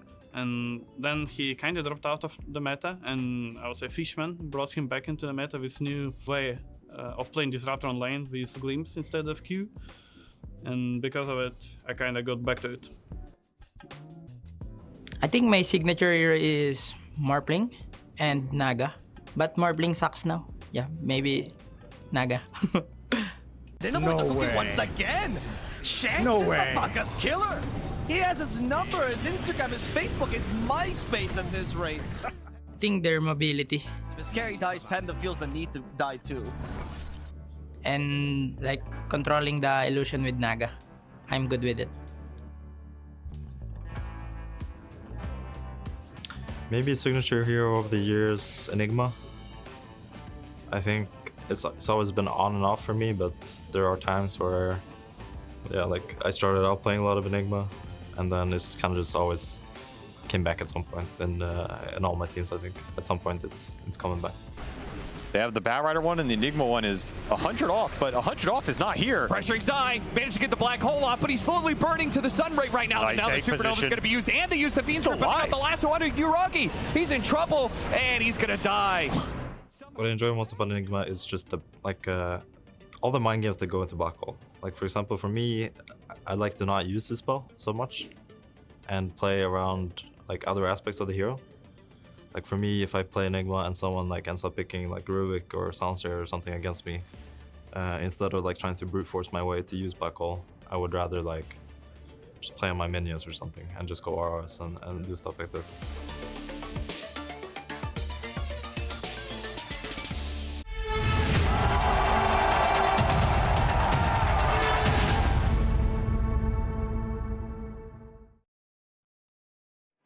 Welcome back. We're in the middle of a series here in the group stages for Riyadh Masters, Xtreme Gaming versus Quest Esports. They're going head-to-head, and it is 1 game up for Quest. Now, it's a 2-game series, and we'll see if Xtreme is able to tie it up, or if Quest is going to get revenge, because last time these two teams met, it was Xtreme 2-0ing Quest. So far, of course, Quest is on the right track, but we'll see what Xtreme comes up with as we head into a game number 2. I'm joined by Purge, by Effie, and by Faith Bian. Faith Bian, before the break, we talked about how we are watching 4 streams at the same time. Now, you have played while there's 4 games going on at the same time. Do you pay attention to any of the other games going on, or is it only the series you're playing that you're focusing on? Or is there maybe someone else that is watching all the other games while you're playing? I think we definitely will watch some results, like what they pick and how who win the game. But mainly we will just focus on our game. Yeah. So this time that the teams have had is very important, of course, to to adapt. What are the discussions that you think Xtreme is having right now before a draft of game number 2? What kind of topics would they be talking about? Would they be focusing on, well, we really should be picking Snapfire in the first 2, or would they be just focusing on a new, fresh game, or maybe they just don't talk about Dota at all and they're just chilling to be relaxed? I think they will adjust some drafts, and also because second game they will last pick, so I think they maybe won't pick their mid player later. For a better lane. Better lanes, that's what we want. Let's see, we're in the draft for game number 2. We got Quest Esports, they have first pick, and it will be Xtreme with second pick and Dire. I believe that's fairly similar from previous game. So that seems to be the case, and we're going to find out if Snapfire is having an earlier appearance this time around, Purge. Anything other than the Snapfire that you would consider to be the issue in the previous game? Anything other than that? That was the main thing, I guess. It was it block picked, and it gave Quest a great lane matchup, so it was kind of just ideal. I don't know if rotating the Pango would have been an option either. So. Yeah, because we have had the ET Pango as the opener for Xtreme, which maybe on hindsight they would have liked to have a little bit more flex there. Potentially, I think the Pango is fine, honestly. Even if it has a bad lane matchup, it always comes back through ganking, and it's a good skirmish hero, which is why it's been so popular for so long. The issue for me was that XG put themselves in a position with that Brood where they don't really have many stuns or ways of catching heroes. So if they lose lanes, they're in a position where they can't really pick and choose their fights. They kind of just have to wait for a Quest to walk into them, miss a few spells, and then they can go back in. And I think that the lack of disables that they had last game is something that they should address this game. I mean, maybe something like a Tidehunter, something that can solidify your team fight a little bit better, could be what they're looking at. Yeah, you already mentioned indeed, instead of the Brood previous game, obviously they went a different route. But we'll see if they address the same issue there, as we do have a little bit of a change compared to previous game. Xtreme Gaming have banned out Snapfire in the opening 2, and Darkseer is the one that gets let through. I guess just because they have second pick and they don't get to pick the Snapfire first, it's safer. And now that the Quest Esports have shown that they're going to play it, you just ban it. Yeah. Them going for a Rubik opening is less dangerous because the hero is picked a lot and Quest likes it a lot, but it isn't like the most impactful early pick. It's just one of those picks where you like don't necessarily know what they're going to do. But I think if you're talking about Quest, their first pick Rubik has to be one of their most impactful heroes, because it's far and away Omar's best hero, and it also just like deny picks their silencer, it deny picks their potential Tidehunter, things like that. The upside, or their Enigma, I mean, not their Silencer. That's true. It does limit what kind of things you can pick, but if I'm Rubik right now against Storm and Elder Titan, neither of those spells are like the best steals, so it's a good response for it considering. So Faithian, how do you feel about this ET being paired up with a Storm Spirit instead of a Pango like last game? I think maybe Storm Spirit is more stable at initiation, and I think they both pick what they want. Like Quest have a very common opening for them. Yeah. Rubik, Darkseer is the most pick they picked. And what I also like about this Storm Spirit, it's a really good hero at catching Rubik, right? Yeah. When we talk about Rubik being a disruptive hero for Quest and in the hands of Omar, Storm Spirit is something that can take advantage of the ET Spirit, go in, try to kill the Rubik with the magic reduction resistance that happens from ET, and if they can take this hero out early, it's going to be much easier to take the fights. Yeah. Also, there's not that much disable right now coming out of Quest. The Darkseers, of course, you have to take it if it's left in the pool. It's just that good. But Storm is also a pretty good hero against Darkseer in the sense that in the early game, he can gank him, he can kill him. One of the downsides to the opening that Quest went for, though, is that their bans, like, they didn't really reveal that many picks, so it's, like, kind of hard for them to then ban to protect their hero. So it's like, well, I haven't revealed anything, but now I can't also protect it because we're still flexible. So the Mars ban is maybe not the most straightforward here. Obviously, it's a good hero, but, yeah, generally it's more common to protect your first picks. But I think they're doing just that, right? Because Darkseer is a motion-dependent hero with his Surge. And when you have something like a Bloodseeker with Rupture or something like a Mars with Arena, you take away Darkseer's defensive ability to use on himself or his teammates. So I do like the ideas that they have in the bans here. It doesn't feel bad to me. And these are just high-priority heroes in general for XG that give them ways to take fights. Yeah, where on the other side we have Xtreme, of course, protecting their Storm with the puck ban, Tiny ban coming out there as well. Potentially they might also want to ban out a hero that is good against Storm on the support role. Of course, that's going to be a lot of pressure on Quest to make sure that they can deal with that Storm Spirit. What about Sky or Lion bans? Yeah, something like that. That'd be nice. Maybe even Anti-Mage. I mean, I still really like Anti-Mage as a hero. Especially versus Storm Spirit, because it gives you that Mana Void target. But when you're playing with Darkseer, you have these big auras to play with. You have this really good Ion Shell target in the your vacuum Mana Burn, or Mana Void. But it can't come out early if they are looking at it. I would like to see that. Based on previous game, by the way, we talked about this hero a little bit in the pre-show, Faithian. Is any team still having a good case for an Enigma coming out? In this game? Yeah. I don't think so, because Rubik counter Enigma, so Xtreme Gaming don't pick it, and I think Quest, they don't play this hero too much, so yeah.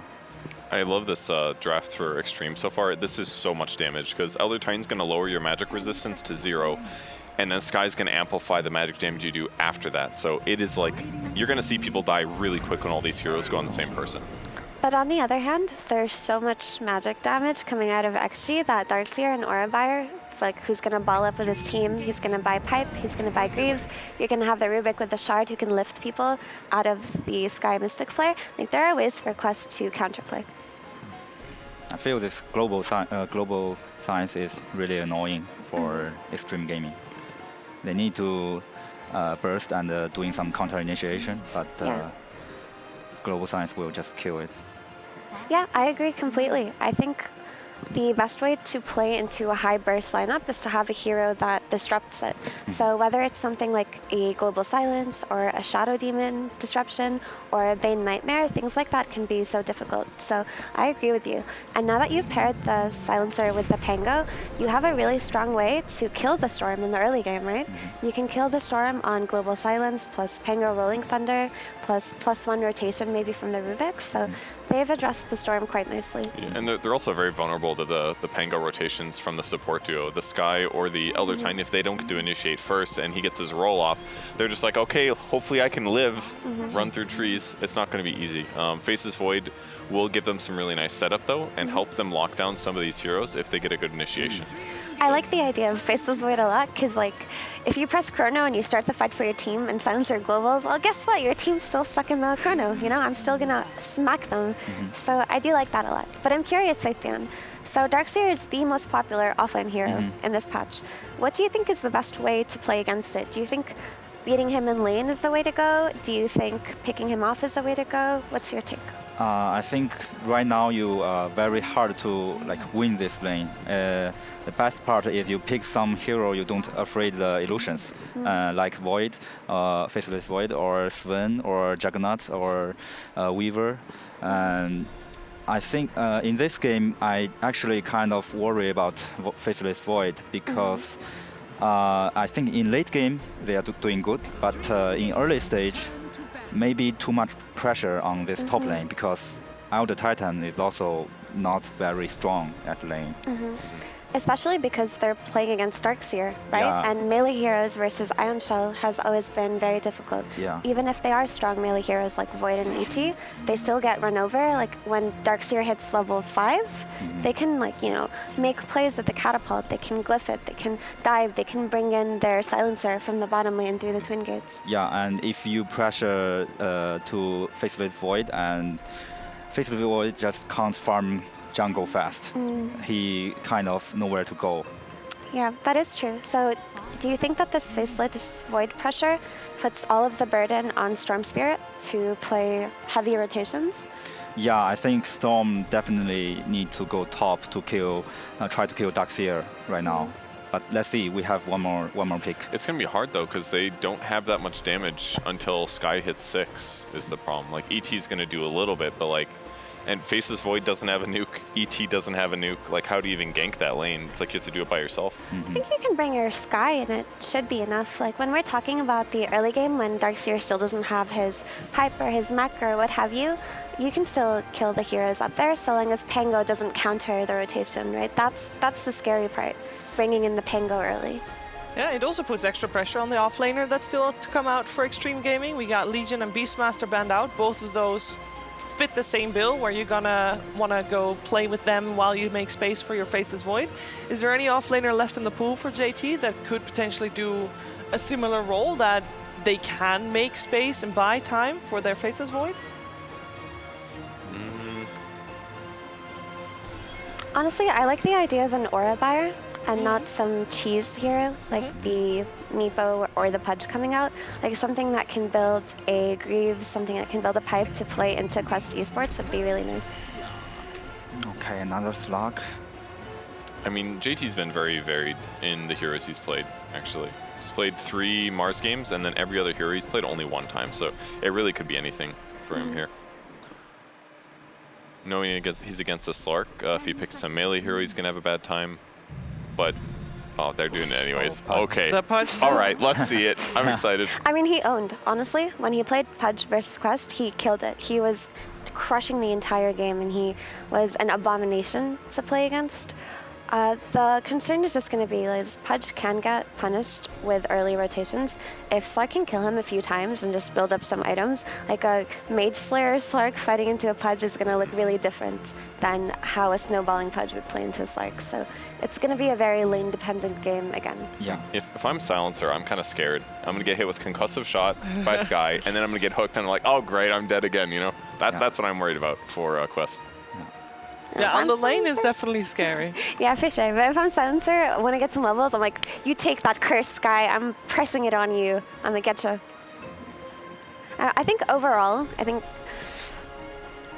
if JT pops off on Pudge again, it looks like a really good game because there's just so much damage that's going to come out at the later stages from the Pudge, and then you have this Faceless Void who can take fights for you and bait out the global silence so that the rest of your team can play.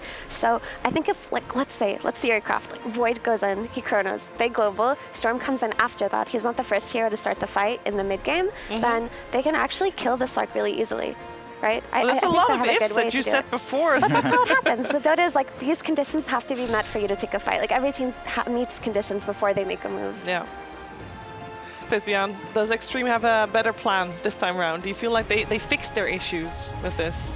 Actually, I don't feel it because because they they think a long time, and they banned Snapfire, and Quest saw that and they laughed. And so I think maybe Quest got to win this. Yeah. But I think if Pudge can win this bottom lane, they can have a really great game. All right, so JT's got all the pressure on him. Kind of, yeah. You are last pick. All right, well, we're going to find out if Xtreme can tie the series and with the 1-1 against Quest, or perhaps Quest will take this one 2-0. We're finding out together with Cap and SVG. Fool me once, shame on you. Fool me twice, shame on me. That's going to be the mantra here for Quest, as they are looking this time to be able to upset the JT Pudge. And a lot of hype about this pickup, but it can snowball very heavily in one direction or the other. Right, Avery? I remember a time where if you picked Pudge in competitive and your name wasn't Dendy, they would have laughed at you. That's true. And maybe even if you were Dendy, they would have laughed at you until you got fountain hooked, and then they weren't laughing too much. Who was that, Tong Fu? That was the lower bracket finals of TI2. I think it was Tong Fu. I believe that was Tong Fu. Well, they got owned. But now the bugs have been fixed. Pudge has been upgraded. Look at him. Glorious. And now you can play him like a normal hero. Well, you can try. I'm not super convinced by it, but we'll see. I mean, some other teams have actually tried to pick up the Pudge as well. Liquid tried, and I believe Evil Geniuses also tried. Or maybe it was 9 Pandas, actually. One of the other games currently going on in our various group stages. And he's already hit a hook. Look at that. Woo! Claps in the chat. Clap, He's 100% hook rate here for JT. He absolutely owned on this when he played it earlier, so I expect great things. And what I was interesting to see is that when we were talking about Xtreme's lineup last game, I felt one of the issues with the ET is if you don't have a mid playmaker, this hero feels really bad. I feel like the two ways you can play with these greedy teamfight supports are you either have a mid playmaker you can play through in the mid game to make up for the slower early game, or you have a push hero, like a Beastmaster or a Death Prophet, and then you just go to the Roshan and force it, and they have to 5v5 you. Xtreme went for the Storm, which was the hero I brought up, if you remember. I was like, you know, you have like a Storm Coddle or something. Yeah. You can play. So they actually just first phase the Storm, I think, to try and compensate for this a bit and just give Paparazzi that playmaker that they can reliably go to with a Skywrath Mage to make up for some of the tempo. So I think this lineup is way faster for Xtreme. They have way more early mid play options, and the lane should be a bit stronger here between the last pick Pudge versus Slark and the Storm early, which doesn't have a huge amount of counter matchups mid. So that element I like about what Xtreme did here. If you're Quest, they get this Darkseer Rubik opener, which has proved very difficult to beat at this tournament so far. A huge amount of skirmish power. You take the Rubik away from the enemy team so they can't play it into the Darkseer and steal some of those really nice spells away. Yep. And then you get some of your melee combos later with the cores, which I feel a lot of teams have just been, you know, we don't need some tiny Darkseer. We don't need some Nyx Darkseer on the lane. We're happy to play this lane combo and just make up for it in the mid game with the Slarks, the Bloodseekers, the Pangoliers, Svens, whatever you want to do with it. Faceless Void. A lot of good melee cores in the meta right now to combo with Darkseer, and Zero's become a first phase pick, first phase ban. Couple of notes about this duo right here. We've got the Rubik, who is the most contested hero at this current tournament and has a over 50% win rate. So he's doing all right for himself considering how highly contested he is. And then on the other side, Malik, this is his absolute best hero.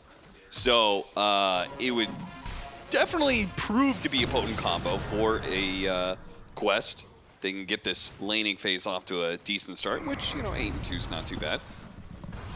Meanwhile, what's going on in our mid lane? We've got a 12-0 Storm Spirit versus Noob's Pango. So this time, Noob is going to be in the Pango versus ranged hero matchup in the laning phase, which I would think that the matchup is better. Like, I would rather play Pango versus Storm than Pango versus Snapfire. Yeah. When it comes to the laning phase, yeah. Yeah, I'm trying to think about that mid-game look. I mean, if Snapfire gets items and he just shreds you down the ball, I think that feels really bad. So yeah, you probably rather just play versus Storm at this point. I don't think that was true forever. I think Storm has some decent viability versus Pango if you just jump him. Maybe Orchid's still in the meta. I think that's when it feels the best. But even then, like, the burst potential can be pretty high, and it's pretty hard to Rolling Thunder lock down a Storm Spirit now. Yeah. I think both these players are going to be pretty happy in this matchup. It's just about who can maybe get power runes and rotate. I think Power Runes maybe decides this, what you can get done on the map. Again, I think Xtreme has some more playmaking potential with their offlane than last time. It should be more reliable for them. So I don't think Quest are going to be as far ahead out of lanes as they were as well, which is going to impact how fast this Slark gets to his items, which was a real debilitator last time. And TA2000 just had way too much space. Again, if he gets that much done this game, he has very good matchups again. This Slark Void matchup is very double-sided. It's very much dependent on who's ahead and how much you get done inside the Chronosphere. If you don't get it done, if Slark's not in there, he can drop the Depth Shroud on top of whoever gets Chrono, then you're just super happy, right? I think this matchup has continuously gotten better for Slark over the years, whereas in the old days, it used to be you got Chrono, you died, and you blamed your drafter. Now, the drafter blames you. Pounce lands, gets onto the Pudge, weren't sure which target they were going for, split the damage between Xinqiu and JT. Meanwhile, top lane looks like that's where our first blood is going to occur. Omar managed to pick up the last hit on DY. And this is the reason Darkseer has gone up in priority. I think players are just way more comfortable winning the lanes early on with this hero. We saw this, I would go back to one of those OG games in the laning phase where we saw the Darkseer kill Yuragi on the lane and the face was void. It was the same matchup. This is not a matchup that used to be very good for Darkseer for a long time, and now I'm starting to see Darkseer just straight up win it more. Faceless Void is struggling, even with time dilation. But why? Nothing has really changed about Darkseer, or I feel like nothing was really nerfed about some of these other heroes too much. Maybe just better at abusing Ion Shells early on. Getting to this ring a bit faster. If you can shove the wave in and get the Lotus Orb, in theory Darkseer is one of those offlaners that should reliably get the Lotus Orb unless you die level 1. I think Elder Titan is also not the best at abusing Darkseer on the level 1 and 2. So when you see this as Quest or you know Xtreme want to lean towards this hero, it's one of the ways you can abuse it. This matchup's not that amazing in the early game. As good as it is. Paparazzi low. Is going to be pulled up to the high ground. Noob is low at the same time here. The stomp's going to come through, maybe protecting Paparazzi. He turns around, he wants the kill, and he'll have it. He will get the kill before he dies. Noob is low, but he does manage to get his level 6. The Rolling Thunder is going to go out, and he's probably just going to chain stun DY to death, finish him off with the Swashbuckle. So 2 for 1 to the favor of Quest, but to Paparazzi's credit, he did manage to get the experience before he died to the support kill. I mean, Poppy is definitely happy with that. That was a situation where he probably just goes down for nothing. Instead, he gets the kill, the free refill, the base. Well, a lot of XP. He could have walked away. That was another option, right? When the stomp came in to save him. He might have been dead. He was blood grenaded. He only took one more right click. It was close. I mean, you just go for it. You know, what do you have to lose? You're early on in the groups. Your life? Well, yeah, but what's a life compared to a lifetime of shame? That's a good point, yeah. Better to go down blazing. Yeah, Ghost is having a rough one. He's not too happy up here. He is going Midas as well. It's going to be a slow and greedy game from him. Yeah, generally how you're going to play with this hero anyway, though, so maybe not too much lost. He's indeed struggling. At least solo XP is nice for him if you get there, and you have Chrono combos. That's the other thing for the Faceless Void this game. Your Chrono sets up both supports. Nice rotation by Omar. All right, I don't know who you're hooking there. That hook was... That was an attempted damage hook on Omar, but the damage not really needed when Paparazzi comes around the corner. Yeah, that was a hook for a regen rune that you were hoping was somehow there. Just trying to. What if you could hook? What if you could hook Aegis and cheese and stuff from Roshan? Like when Roshan dies, double wisdom. Grab that. I mean, or that items. Would be Somebody drops their bottle. Incredibly stupid. That'd be great. I'm glad you have no say on bounce matches. His wall is going to go out. Pull him back in. Kill him here. Oh, nice body block there. God. Forced to use the Chronosphere. Ghost. It's actually close. It is close, but he will get out. Barely. That was pretty nasty. I'm not going to lie. That was some sick moves. Okay. Might die I'm sure if they have the damage here, they're going to go... Yeah. They do not have the damage. It's not even close. My goodness, that Vanguard makes him way too tanky. JT's going to die again, but they will get the return kill. TA2000 not getting level 6 off of that pickup means Paparazzi will get the return kill. Once again, Paparazzi trying to carry Xtreme through this early game as Quest are ramping up the pressure on effectively the entire map here. This is just draining the Storm's resources. This is not a game where Storm has a refill mechanism. Yeah. So every time he makes these moves, you give up things, right? And you're giving up an Arcane Rune to Noob. That is a rune Paparazzi really would have wanted to have at this 8-minute mark. Instead, he has to kind of salvage the situation bottom. Sure, he's feeling great about it, Still, once again, Noob is just top of the chart here, having an absolutely free game. It does feel like a bit of deja vu. Yes, You're losing your lanes, feels similar. side lanes hard enough that Noob is playing 1v0 right now in the mid lane and taking your mid tower. And now they're going to bring the supports to play through them. This is an Arcane Rune roll. It's just free. Doesn't even need a lot of duration here to clean up DY. Another downside when the Storm has to move, it kind of hurts your supports on the map because now you don't have that playmaker to play through. I really feel like Xtreme are just getting drawn out, and it's this last pick Pudge. This should have been a situation where you had a pressure point going into the Slark. Yeah. Instead, Quest have turned it around against you and gotten out of that lane ahead with kills. Their Slark is already level 6. They can leave him alone. They can go play through the Pango, who had absolute free farm. This Pudge pick has not worked out in the early game. Not at all. Did not get the fast Vanguard, did not get the fast passive point to up the tank ability here. And weird part is I feel like they should have, just because the Skywrath Mage, I think, is more impactful in shutting down or putting pressure on the Slark than the Silencer is to the Pudge. I kind of agree. I don't think that lane should have gone as bad for Xtreme as it did. There were rotations, though. It always skews it. It was definitely slow, though. And, I mean, when you last pick the offlaner here and he has a rough time, you just lose some value. Yeah. It immediately becomes, what was the point? Because Pudge especially is not a hero that I think you could afford to have a bad laning phase on. Off-lane Pudge becomes food if you lose the laning phase like this. They're feasting on him. Yep. Big man's giving away some stacks instead of gaining them. Your mid tower is dead, by the way, off of that double support rotation to mid. So Quest really getting value. They will get an Invis rune for Paparazzi, not the one he wanted. That's a lot of building damage for a Pangolier and a lot of net worth for the Pangolier. And not a lot of room for the Pudge and the Storm to operate. Once again, you're being shoved into a corner. It might just come down to some clutch defensive Chronos already. Yeah, it's kind of looking like that. But how good are your Chronos when you have Global to interrupt all of it? I think if you get fast auras up here on your Darkseer, which should happen, as Malik has just had another very free early game, Diffusal's going to come out for Noob here. You're off to the races, right? Like, what is the team fight looking like for Xtreme if you can just pump a pipe in versus the ET versus the Skywrath Pudge? Sure, if they even get off their spells in the Chronosphere in the first place. I think pipe is just, it's going to look like a GG item here if you can run through the fights with it. And it's going to be up to Xtreme to try and counteract that, get some pickoffs here between the Skywrath and the Storm, slow that down, then you're going to be in an okay position to have this Midas go to work, as Ghost is still looking for it. He's 100 off. It's never a great sign. We're already talking about the team fight potential of the losing team. I mean, it's later not on that to the game. drastic. You know, it's not that bad. I think you expect to be behind a little bit if you're Xtreme. It's just these next fights are very pivotal. Let's say you lose the next two team fights, you're going to be in trouble.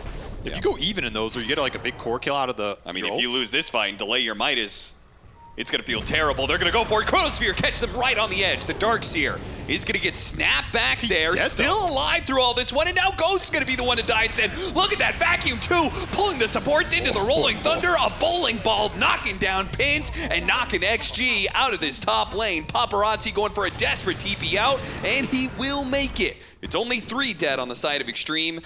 Could have been 4. That initiation did not go how Xtreme wanted to, and they insta threw everything because they know that Global's coming. Yep. That's about as good as you're going to play it here. I mean, they threw Earth Splitter before this Chrono. If that Chrono connects on Noob, maybe you buy yourself a little more time here. It's just the turnaround is disgusting at this point in the game. You cannot deal with Global. You cannot deal with this back into the roll. Man, that is a fight that Xtreme, you kind of have to take her on this last tier 1. It's just tough. It's very tough if you don't catch more in that Chrono. And early Vanguard for the Darkseer. Back into the game. Noob, shield crash onto that damage reduction. Maybe critical here as Paparazzi's going to use his mana to put it in, and he does manage to finish off Noob. A big kill. 900 gold off of that one. I mean, that makes up for that team fight right there. You even get a Cobalt to give you some extra GPM here. Paparazzi still doing the heavy lifting. Man, this boy must be sweating in his chair right now. It's like, guys, I know I'm good, but please. You know, I talked to Ghost on the right in from the airport. I was curious about his friendly team and stuff. Yeah, I think we are now, actually. And I asked him about some of the atmosphere on the team and stuff like that. And one thing that really stood out to me, he said sometimes the atmosphere with Paparazzi can get tense. And he said something that was really insightful. He said, he thinks it's because maybe Paparazzi, he's afraid that he already peaked. You know, he had so much success in his career during the Vici Gaming time, and there's been a lot of talk about him, you know, retiring recently, you know, after Riyadh and stuff like that.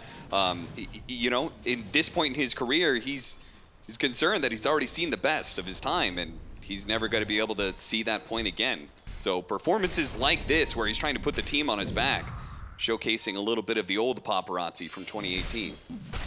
Did you connect with that feeling? Was that the end of this story? I hate you. Global's gonna try and connect on Faceless Void. Do they have enough time? They do. Beautiful stuns. That's just too easy right there. Diffusal versus Midas. One is paying off more here. I'm sure and the pipe is done. I'm sure he's still got some. I'm sure you and Paparazzi both still have some years left. Well, I mean, according to Paparazzi, apparently he's done after this. Yeah. What did he like hear this combo? He's like, what? I don't think that. No, we were in the car with Fenrir, who was playing mobile games the entire time. So. Oh well, that adds up. Illusion Room gonna help him get rid of some silence here. Nice pullback there with the hook. They needed something like this. Some sort of small little pick off as long as they get out, but JT pulled back into this slow, and they are making mincemeat of him. Oh, the stomp comes in just in time. Whoa, JT may actually live, and it's gonna be Slark who dies instead. What a turn from Xtreme Gaming. And that chrono just comes up. Beautiful defensive fight for Xtreme. This is where their lineup shines. Quest, you overextended the big ults, you're gonna get punished real hard. And those types of chronos also are gonna be very important as we go into this late game, because if you can set people up right on the edge, then you can bring that ET Spirit in. Yep. And really hammer the damage down. As well as these stomps from DY, you set up some hooks. Suddenly you can displace the fight very reliably here. Could be something that Quest are not very comfortable with in these sort of skirmishes. They will get the return here, some extra int. No, he did not get the int. He was out of range. Okay, well. Why is the range on that so small? Does he have glaives? I saw him glaving. No. I'm not sure why it's so small. Man, Paparazzi has been digging up the whole Cobalt civilization here. Jeez. Blade Mail for JT. All right, speaking of, what's a player right now that you think is way past their prime? This is the most toxic question. Man, you really trying to light the building on fire already. Goodness. You know, there wasn't an immediate name that came to mind, but there is some definitely. Okay, never mind. There's some names that are coming to mind now. You don't have to answer that one. I'm not going to answer that, but you know, chat, you guys can answer. That was incredibly toxic. It didn't sound as toxic in my mind. I mean, it doesn't mean he could have another prime. Yeah. That's just free stacks right there. TA2000 is great at playing this. Like, once he gets a bit of a lead, he plays on these high grounds with these Slark, and he just finds free initiation opportunities for his team, for team fights. He finds these free little pickoffs like that. I mean, Slark is one of the best carries at abusing these slow 5-man build-up lineups. Yeah. Because one, if you get out of lane, you start to play the map. You can play it kind of independently as a carry and still apply kill threat with one support, even sometimes without the support, and you're killing the vision. Just so much pressure. The TP out! Yule Scepter, never mind. That's gonna you're going nowhere, grave. Son. Interesting little pickup for Noob. Deals with some of the silencers, can interrupt the punch combo. JT got himself in a nice situation here. TA2000 forced to use his ultimate to get out. Kill the Darkseer instead. Pipe gonna prevent the wake up here as well. Backfire of an interaction. Those are those big core kills Xtreme are looking for. This does feel similar to last game. Quest are in a decent position. Oh, he got him again with the hook. Silence. Oh, he's gone. JT got absolutely dunked on in the laning phase, but now he is slamming down Quest with some big hooks. He was laughing about that one, getting some revenge, some stacks of his own. And he went Blade Mail here. This is not an easy pudge for Quest to commit onto. He's gonna get tanky here, especially if he can get the Ags. The Slark Pudge matchup is not that great for Slark when Pudge hits these big damage items. Yeah. He needs to be like overwhelmingly strong, and you can't actually like just sit there and hit him. Especially when you have ET Spirit amping up the magic here. Yeah, that's a good point. Oh, he went for the hero, not the rune. That tells you where his priorities are. Leave the DD for Paparazzi to pick up. A little return the favor here as he is 7-1, carried the early game, and now Xtreme are picking it up here. This is where having the playmakers lets you strike back. This is what they lacked last time around. Now they're getting some cheeky core kills. Support's on top of it. Quest bleeding a little bit on the map. 1K only after another very strong early game. They're going to throw some back Xtreme's way. And suddenly this 5-on-5 is not looking too bad. You have that Midas on the Void catching up. How much pressure are you going to continue to exert with the Slark during the periods where he's strong? Are you able to go into this ball? Might need faster BKBs here for Quest. I feel like this pipe on Darkseer did not get as much out of the game as we thought it would. Yeah. They'd continued to snowball. And these aura levels are going to start to come up for DY. Gotta remember, this chrono is absolutely devastating because you don't have a save for it if you're Quest. It's like the arrow they had last game. Yeah. It's global. That's it. But if you just throw everything at the start, global's not guaranteed either. A lot comes down to the initiations. Xtreme actually could get a save, right, with the Pudge. He's Yes. probably not going to go that early, but at some point in time, that is a serious pickup when you've got a hero like Faceless Void, who you have to burst him down if you want to win a fight. If you get a Dispel item on the Pudge, and you can just hook Dismember your Void off of a Quest initiation, especially during the global. Yeah, you're really happy. Plus, if Ghost ever chronos Paparazzi, you can hook Paparazzi out of your chrono. That's anti-grief technology right there. Anti-grief technology. That's a good way to put that. And Jin-Q is just okay. I spoke too soon. He's okay. He's not okay. No, we spoke too soon about speaking too soon. He's definitely dead. All right, they used a lot for him there, though. Yeah, I don't think that's he's true. too sad about that one. Yeah, he's had a rough series in terms of just getting clobbered on the map. Yeah, I mean, I think in game one it was somewhat acceptable because you're playing Monkey King, so that's kind of your role. That's not the role of a Skywrath Mage, though. It's just it's the product of the early games being slow and Slark killing your vision here. I mean, the dire wards have not been that great for Xtreme. Haven't had the opportunity to place very good ones. Some good illusion gold for JT. Yeah. Thank you for that stat. he's gonna push towards an Academics here. He's almost got it off that 5 gold. Oh, okay. See, this is every time I am snarky towards production, they throw that up. You know what's funny? I talked to them beforehand, and they are the program feed for the other languages too. So yeah. So by doing that, they're putting a lot of effort into trolling you. Is basically what's going on. They are sacrificing. Yeah, because our friends next door are also getting that same feed. True. So they were like, "Why is the consumable?" Well, to them it's just consumable gold spent, but to me it's go screw yourself, you know? Damage though, pretty even. I mean, yeah, Faceless Void's not gonna do much here, but his job is not to deal damage. It's just catch multiple heroes in the chrono, let the Earth Splitter, and yeah, a very interesting item build as well. Is he going Ags? Is he going Yasha? Is he going? I think he was gonna go Manta and then decided to go BKB instead. Honestly, I feel like Ghost items are irrelevant this game.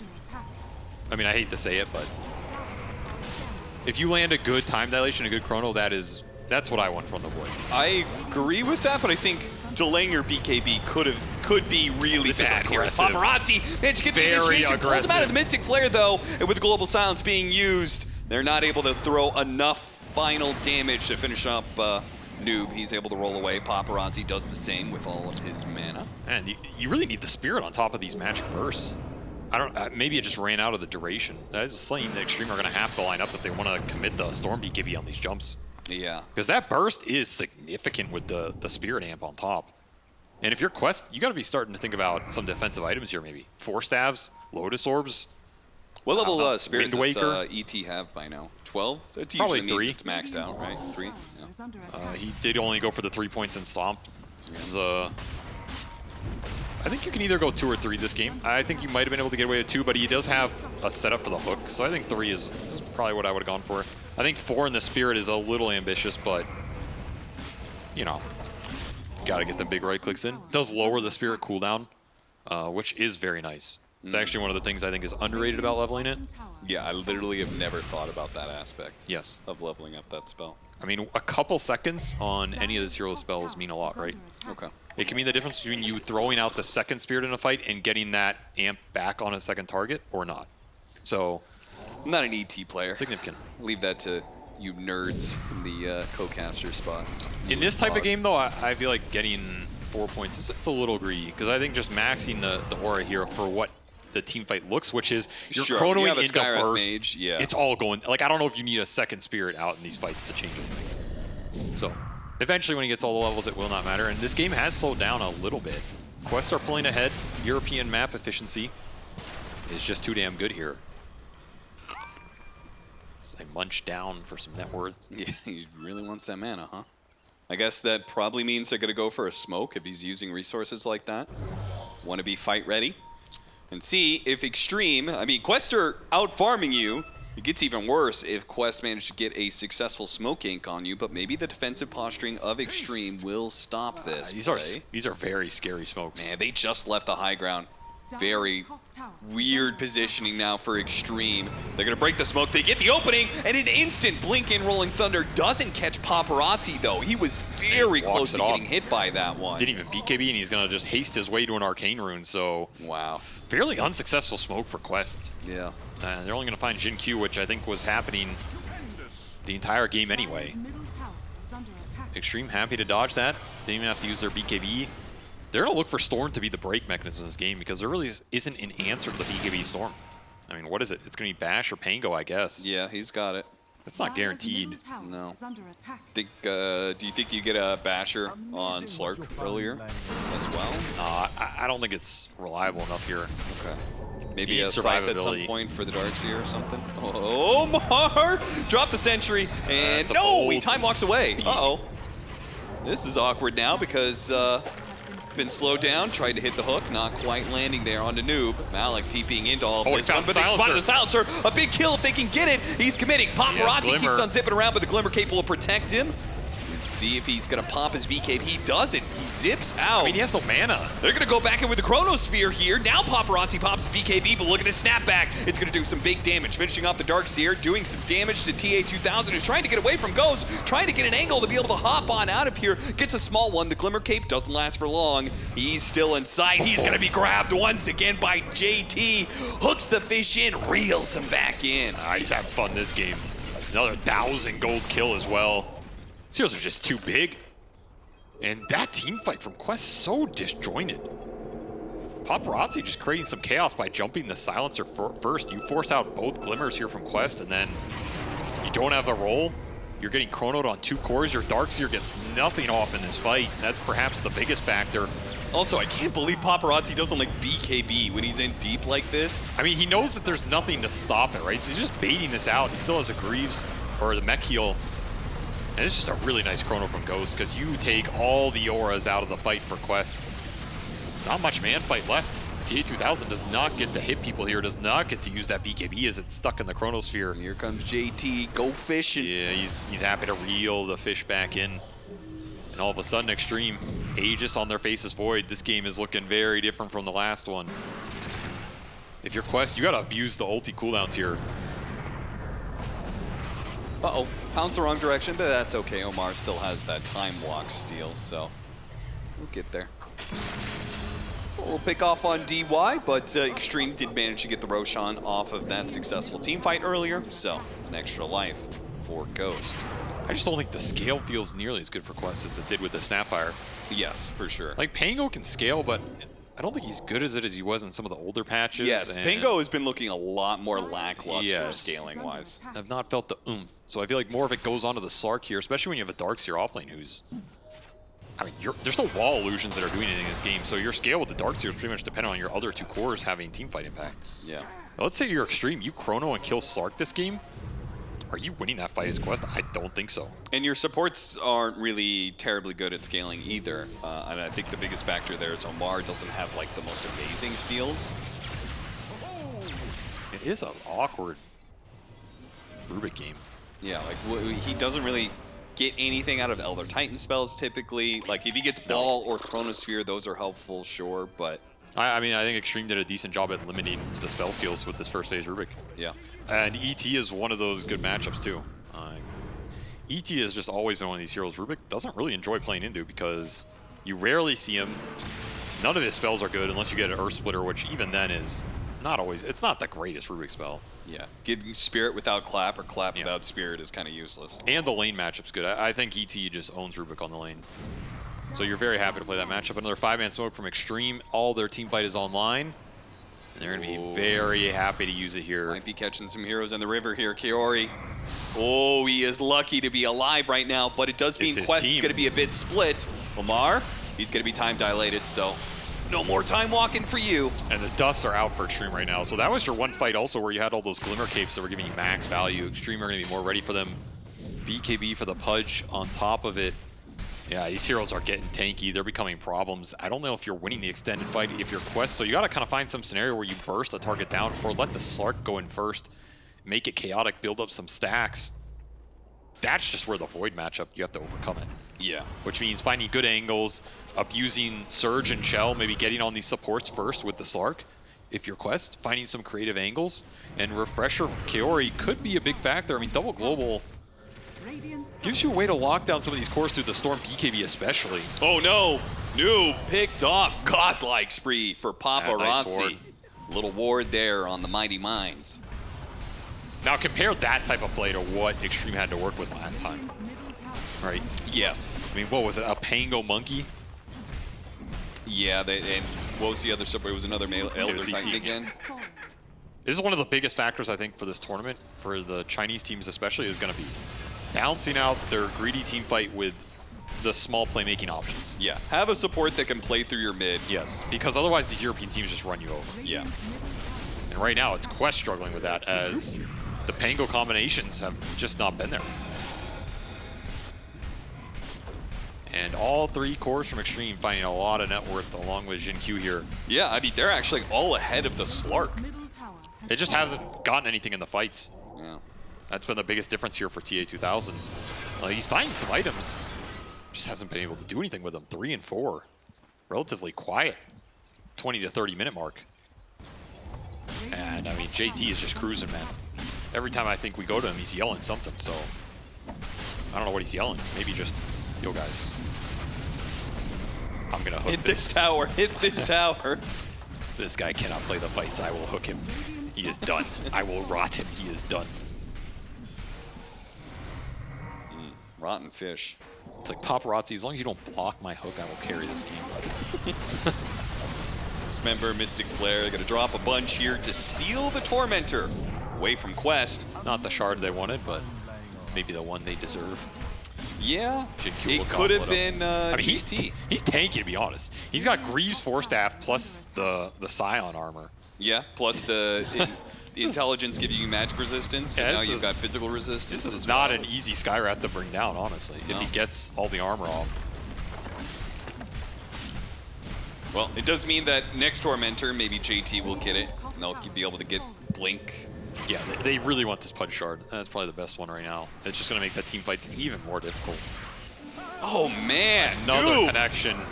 He cannot get away from this duo, man. They are spotting him all over the map with these wards. Yeah, this is another big difference to this mid-game for Xtreme. The vision has finally gone in their favor. They have really good wards. I actually have always thought as DY as one of the better warders out of China. I think it's been one of his strengths for a long time that kind of goes under the radar. But he was very good on those old Vici teams with PYW, so once Xtreme are in this position, I think this is where this team feels the most comfortable and confident in their games.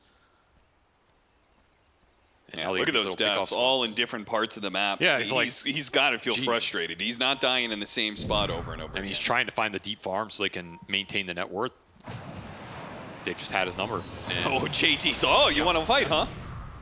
I'll fight you. That is the nice part of this matchup for Pudge. It is hard for Slark to build the stacks because the damage is just overwhelming, and you kind of have to pop your Dark Pact early, whereas he can hold his ult.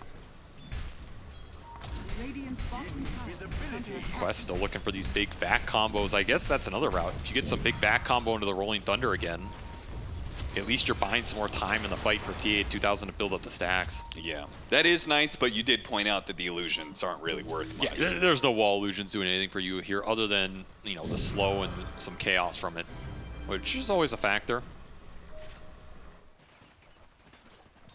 Xtreme are going to keep this push going. It does look like Quest might do like a wraparound scenario. I mean, they're grouping up around their one obs on this hill. They would really like to take a fight on it. Right. Unfortunately, Paparazzi's invis here. It might just break this smoke. Oh, no. Oh, this is debilitating for Quest, especially during JT gets an daytime. option. He blinks for it aggressively, goes straight for TA2000. Rolling Thunder in response, but the double BKBs can't do much about that one. Silence is already dead. Now they got the Chronosphere, which does catch the Skywrath Mage, but also Malik. Nice And they're going to try and finish him off. They hit him with the hook after the Chronosphere, locking him down even more. But TA2000 is having a free one until the damage starts raining in. Now he pops his own BKB, healing up a bit more, but he's getting a lot of stacks, but he's also not terribly healthy. He does manage to finish off one, but he's got to get away, trying to reset. JT chasing after him. Paparazzi doing the same. JT can't get enough. Quest outplaying Xtreme Gaming, managed to take down 4 in that fight, with TA2000 having an absolute free time for the first half of the team fight.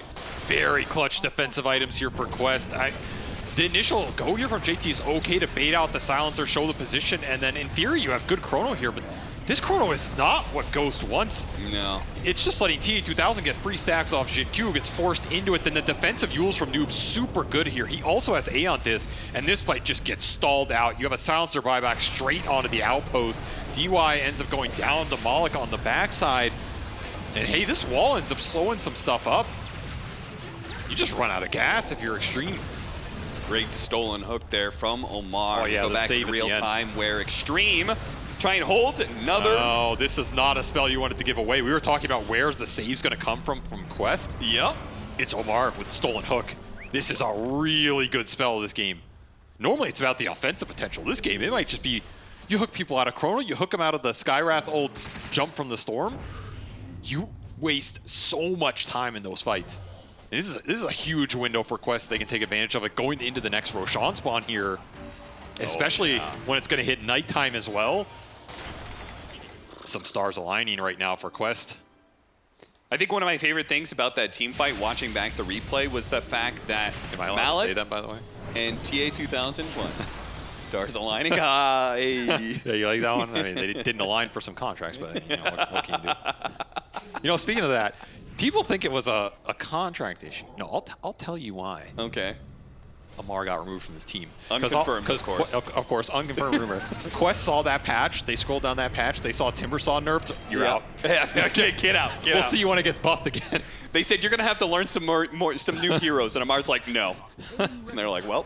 Anyway, 5-man smoke to contest the nighttime road. Just barrels up to place the ward on the high ground, and he doesn't get caught doing it. Oh, the hook comes out from JT grabbing Paparazzi. A little bit awkward there. Rolling Thunder bouncing around. Looks like Ghost is going to go for it. And once again, trying to lock down Malik, but the Death Shroud got put into it. So once again, Malik doesn't die inside the Chronosphere. He's going to die eventually here, but it gets off the wall at least. TA2000 now pounces into his fight. Xtreme. Yeah, he's going to go keep staying on to Ghost with these pounces with the BKB down. He eats a little bit there, gets his mana back into play, but all of these heroes are trying to bail out Ghost and dying for it. JT going back into it off the cloud, trying to get the chain stun. The telekinesis opened up, but it looks like the Slark is still going to die to the AoE damage, and JT limping away, still alive, while TA2000 looks to come back into this fight. They're going to clean up what heroes they can before resetting. They know the big Slark carries coming back, and they're low on resources to fight him. He bought back to look through his triangle. Can't even get back to this engagement. Paparazzi, way more value out of that buyback there as he cleans up the big target, and JT just carrying the team on his fleshy back here, putting in the work, putting in the damage. I think they threw the Mjolnir charge on him as well. Pretty nice little combination there. Oh, yeah. That still did not look like a great fight for Xtreme, even with the vision advantage. Yeah, again, the Chronosphere just ineffective, right? It's just not landing on who I mean, he's getting the Darkseer, but the Darkseer was BKB'd. He took no damage from the Skywrath ult. Then you throw a Depth Shroud on there as well. Yeah. I really think you should be looking for the Slark with this Chronosphere. Even if it wastes the Slark ult and BKB, I think you're more happy with that than chronoing somebody else and having him get Depth Shrouded. Yeah. Which just feels guaranteed. It's just not working for Ghost here. Still, Xtreme able to power through, I guess, dire side advantage with that buyback from Paparazzi. Though if he goes down again, fight look. Oh, what? Random hook being able to catch TA2000 inside of the trees. BKB activated. JT staying in front of TA2000, trying to block these pounces. Stick with them, wait out that BKB, and it's about to go away. Paparazzi's committing, but the Depth Shroud, now it's going to get turned around on by a stolen dismember from Omar. He zips back into play, though. JT's a little bit low, and Paparazzi got caught, and that's going to be a dieback from him. Now on the run, Xtreme Gaming trying to get the rest of their heroes out of here. This is a Roshan that is no longer in contest. Chrono and 10. Xtreme might be able to stall out Oh, Stolen long-range Dismember. Dismember does catch DY. Oh, Mar putting in work this game. JT might have had the first lap, but he might not have the last one here. And now Nighttime chased down the Spotted Chrono. him for a moment. Chrono's back up. He went back up into the trees. Time walks back into the base. That's it. Everybody else got out. Jin Q force-staffed earlier and TP'd out. So, Quest. Wait, does Rubik have Shard? Oh, he does not. No. Ooh, you got to be careful with these hooks and dismembers, man. Like, these are not the spells you want to give. I don't know what the hell this like back hook is, but sure, I guess he's just fishing. Yeah, he's just fishing in the tree. You know somebody's standing somewhere here, right? It's actually a pretty reasonable hook. Nice way to set up the fight from JT. It's just TA2000 gets out, and now you have a buyback on buyback core situation between TA2000 and Paparazzi, and Paparazzi is not winning that man fight. And the second global that comes out here, that's the real nail in the coffin. You get that refresher up on Kaori, he instantly makes it work. You were talking about the scaling support impact here from Quest. It's looking pretty good here. Yeah, it's happening now. And he does get the shard. Clutch steals. Ooh, that shard pickup on the Rubik. Now you have another save in this Dismember that can come out with the insane cast range. You might just Dismember somebody out of the Chrono, right? Yeah, it's definitely big enough. He could probably do it, unless they're maybe in the dead center. I mean, I think we're actually getting to a point where the way these fights are looking, this Storm and Pudge are falling off because they haven't been able to pick up these late game team fights for themselves. You lost a lot of net worth off that Storm buyback.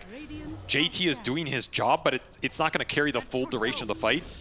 It might be coming down to Ghost here.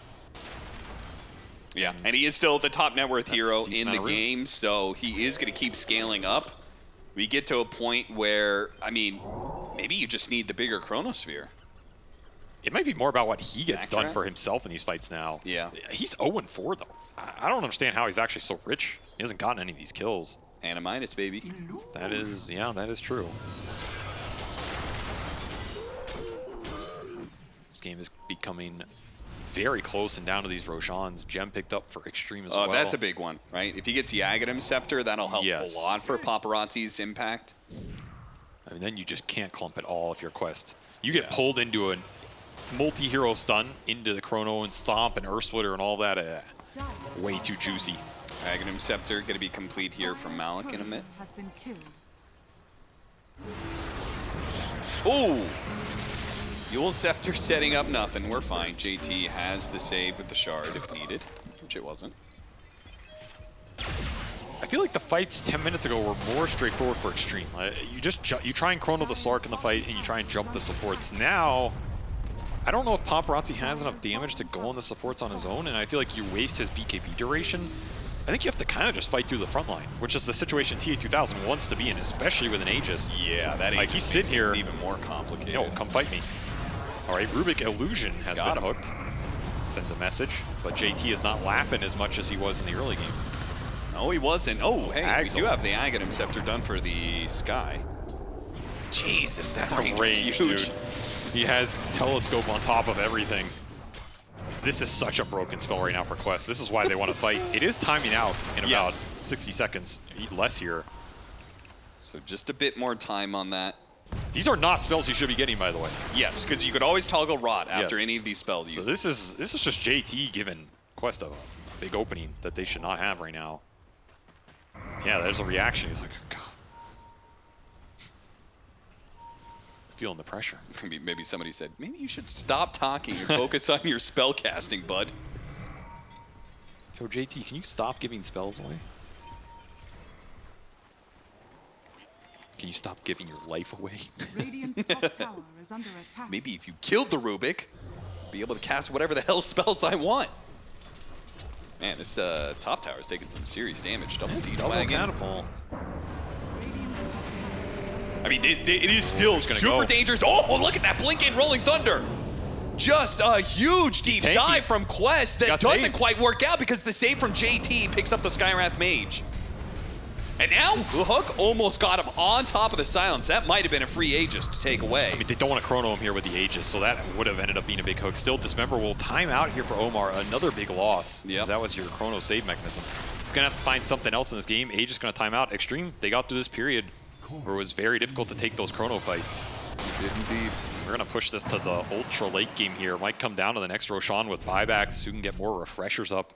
who can deal with the big ults. Yeah, if one team gets Aghanim Scepter off of it, could be very impactful as well. Yes, especially with how these Chronos land with, you know, I mean, you already have the Zags done for Skywrath. You get a double Skywrath ult on 2 heroes and a Chrono.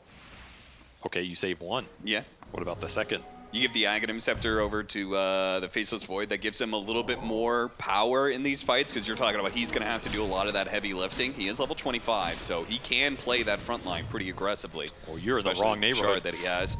Blink away, blink for blink. He's invisible. Detection. It's not going to last for long. Omar, not sure where he went. Loses sight of him as JT gets to the tree line in time. Sight device now complete, so not an Aghanim Scepter.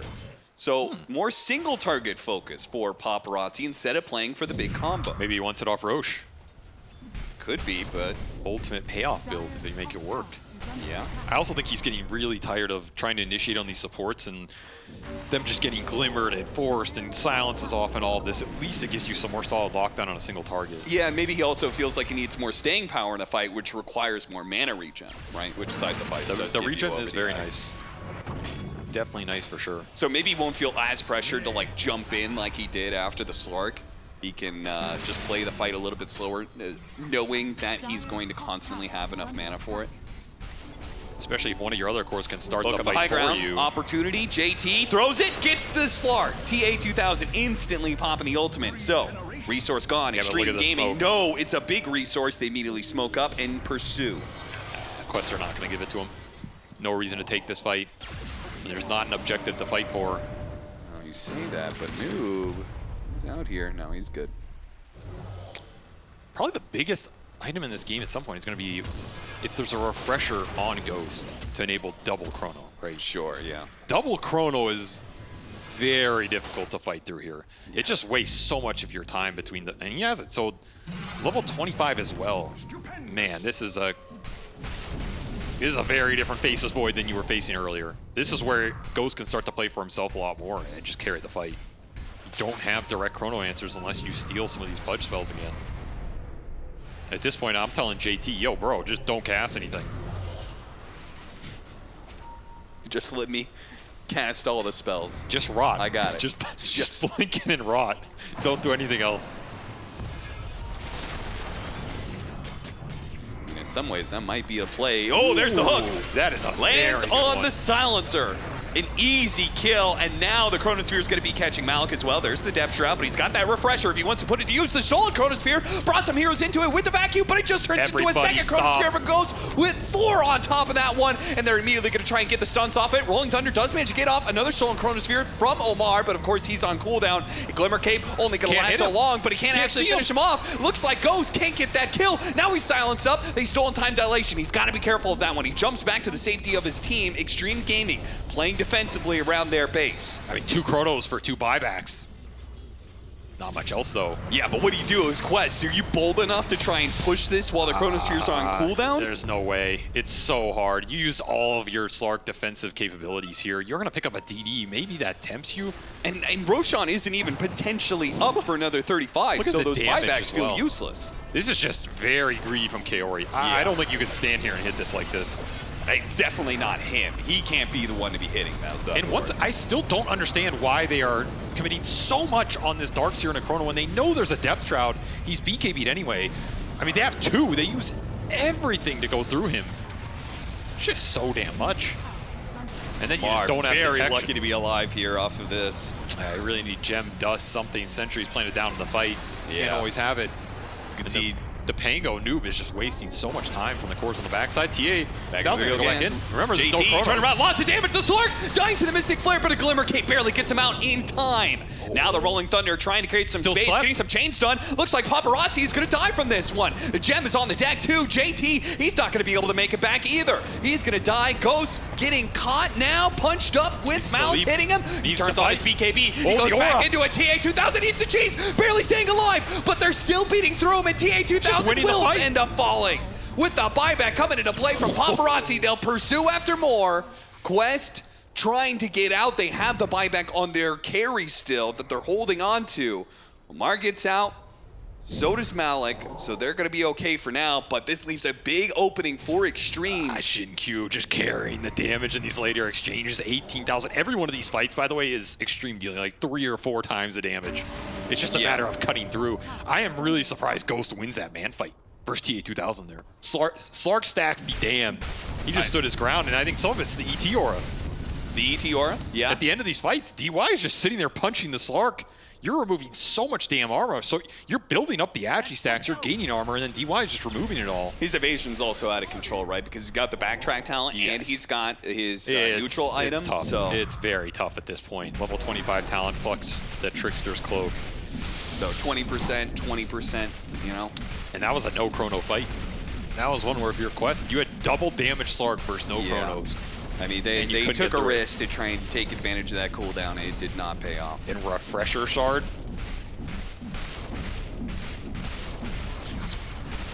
That's trouble right there. I mean, who do you even give it to? Yeah. There's a lot of options. Well, I think maybe you give it to, honestly, I'd say Xinq. That's pretty tempting, Double Mystic Flare for double Chronosphere? I think you have 3 options, right? It's Xinq for just insane damage. I think the number one is probably JT or Paparazzi, or like double BKB on these cores. I mean, JT has a lot of spells. Double Shiva is also nice. There's a world where you actually give it to Elder Titan if he has the mana, because double Earth Splitter when you have Chronosphere. That's true. That's a guaranteed knockout. It's just pretty damn nasty. Like, there's not much you can do about that, you know? However, the conservative choice is definitely one of the 2 big cores here. The fancy choice is the Elder Titan. Another Tormentor. This one going to go to Paparazzi. That'll be their 5th shard, right? They are capped out. We've been seeing a lot more of the ET shards just bought or taken earlier sometimes. I mean, I guess you don't take it from the Tormentor, but I've actually been seeing some people buy it, so I think priority has gone up and people are happier getting it. It does help your cooldowns a little bit, and honestly, I've been seeing people just go to the stomp in the middle of fights. Like, why not? Just go in there and maybe you get 1 or 2 big hits on with the physical aura on a carry. Yeah, I mean, that's a big important part, is being close enough to get the physical aura on them in the first place, right? Like, if you feel like the fight is going to be won or lost in your single stomp, then you may as well go in, especially if you have buyback on a buyback location. I think it gets better. It's been a very interesting shard. Level 25 for TA2000, so longer fights do play much more to his benefit than before. If he can hit people. If he can hit people, Who are you hitting? Through the backtrack, through the evasion? Do you want to hit the Pudge there? You're not dealing too much damage, you'll build up the stacks. And Butterfly as well. Jeez. Are you actually hitting this hero right now? I pose the question, are you... I mean, you can hit him. I mean, the problem is you have to hit him to kill him because they don't have like any sort of magic burst to be able to bring him down outside of, right? They have to attack him with physical damage to get the kill eventually. So you kind of have to get an MKB for TA2000. He's working on it now, but he really wanted a refresher. You have to force Xtreme in a position where their ults get wasted or used poorly, and you have buybacks here. You're not going to win the straight-up fight. And Ghost, he can just frontline. You're not going to see too much else here. And you'll see a Pudge. You want to go on Pudge? Maybe you get another big Chrono Steal. That Chrono Steal from Omar was damn good. It was really nice. It's just, it also led to them clumping up for a second Chronosphere that was even better for Ghost and Xtreme. Yeah, these heroes are just so damn tanky. Aegis, Shield Rune on Paparazzi. You have a BKB for Xinq here. Paparazzi's going to be the one to finish off this tower with his Aegis and Shield Rune. And starts laying down the remnants. Oh, there's the grab! They were smoke flanky too. Beautiful pickup. Noob does have the Aeon Disc and the Eul Scepter to buy him a little bit of time, but he's going to come back into the Chronosphere. TA2000 so he's on the dead. back. Meanwhile, the backline, TA2000 and Malik, but Paparazzi might be able to bail him back out. DY trying to hit the stomp, but TA2000 gets the kill in the end. Now the second Chronosphere barely got off the Depth Shroud in time. His pounces are low, though. He's got 1 pounce in maybe 2 seconds. It's not going to come up in time. He's dead. He's got 2 cores dead with no buyback either. Xtreme Gaming clearing their way through this game, too. Looking to make it a 1-1 series. A stolen hook gives an option here. Catches a hero he didn't intend. Skyrim Mage eats the cheese. He's going to be okay. And the Mystic Flare pounding into TA2000. And that will knock them out. Xtreme bounce back on the stage here. It's get a 1-1. Jin Q looking damn good in these late games. Maybe a little mad at his brother JT there. And bro, we told you, only cast Rot. Only cast Rot. Why am I being hooked in the fountain? But he doesn't even die because he has so much armor.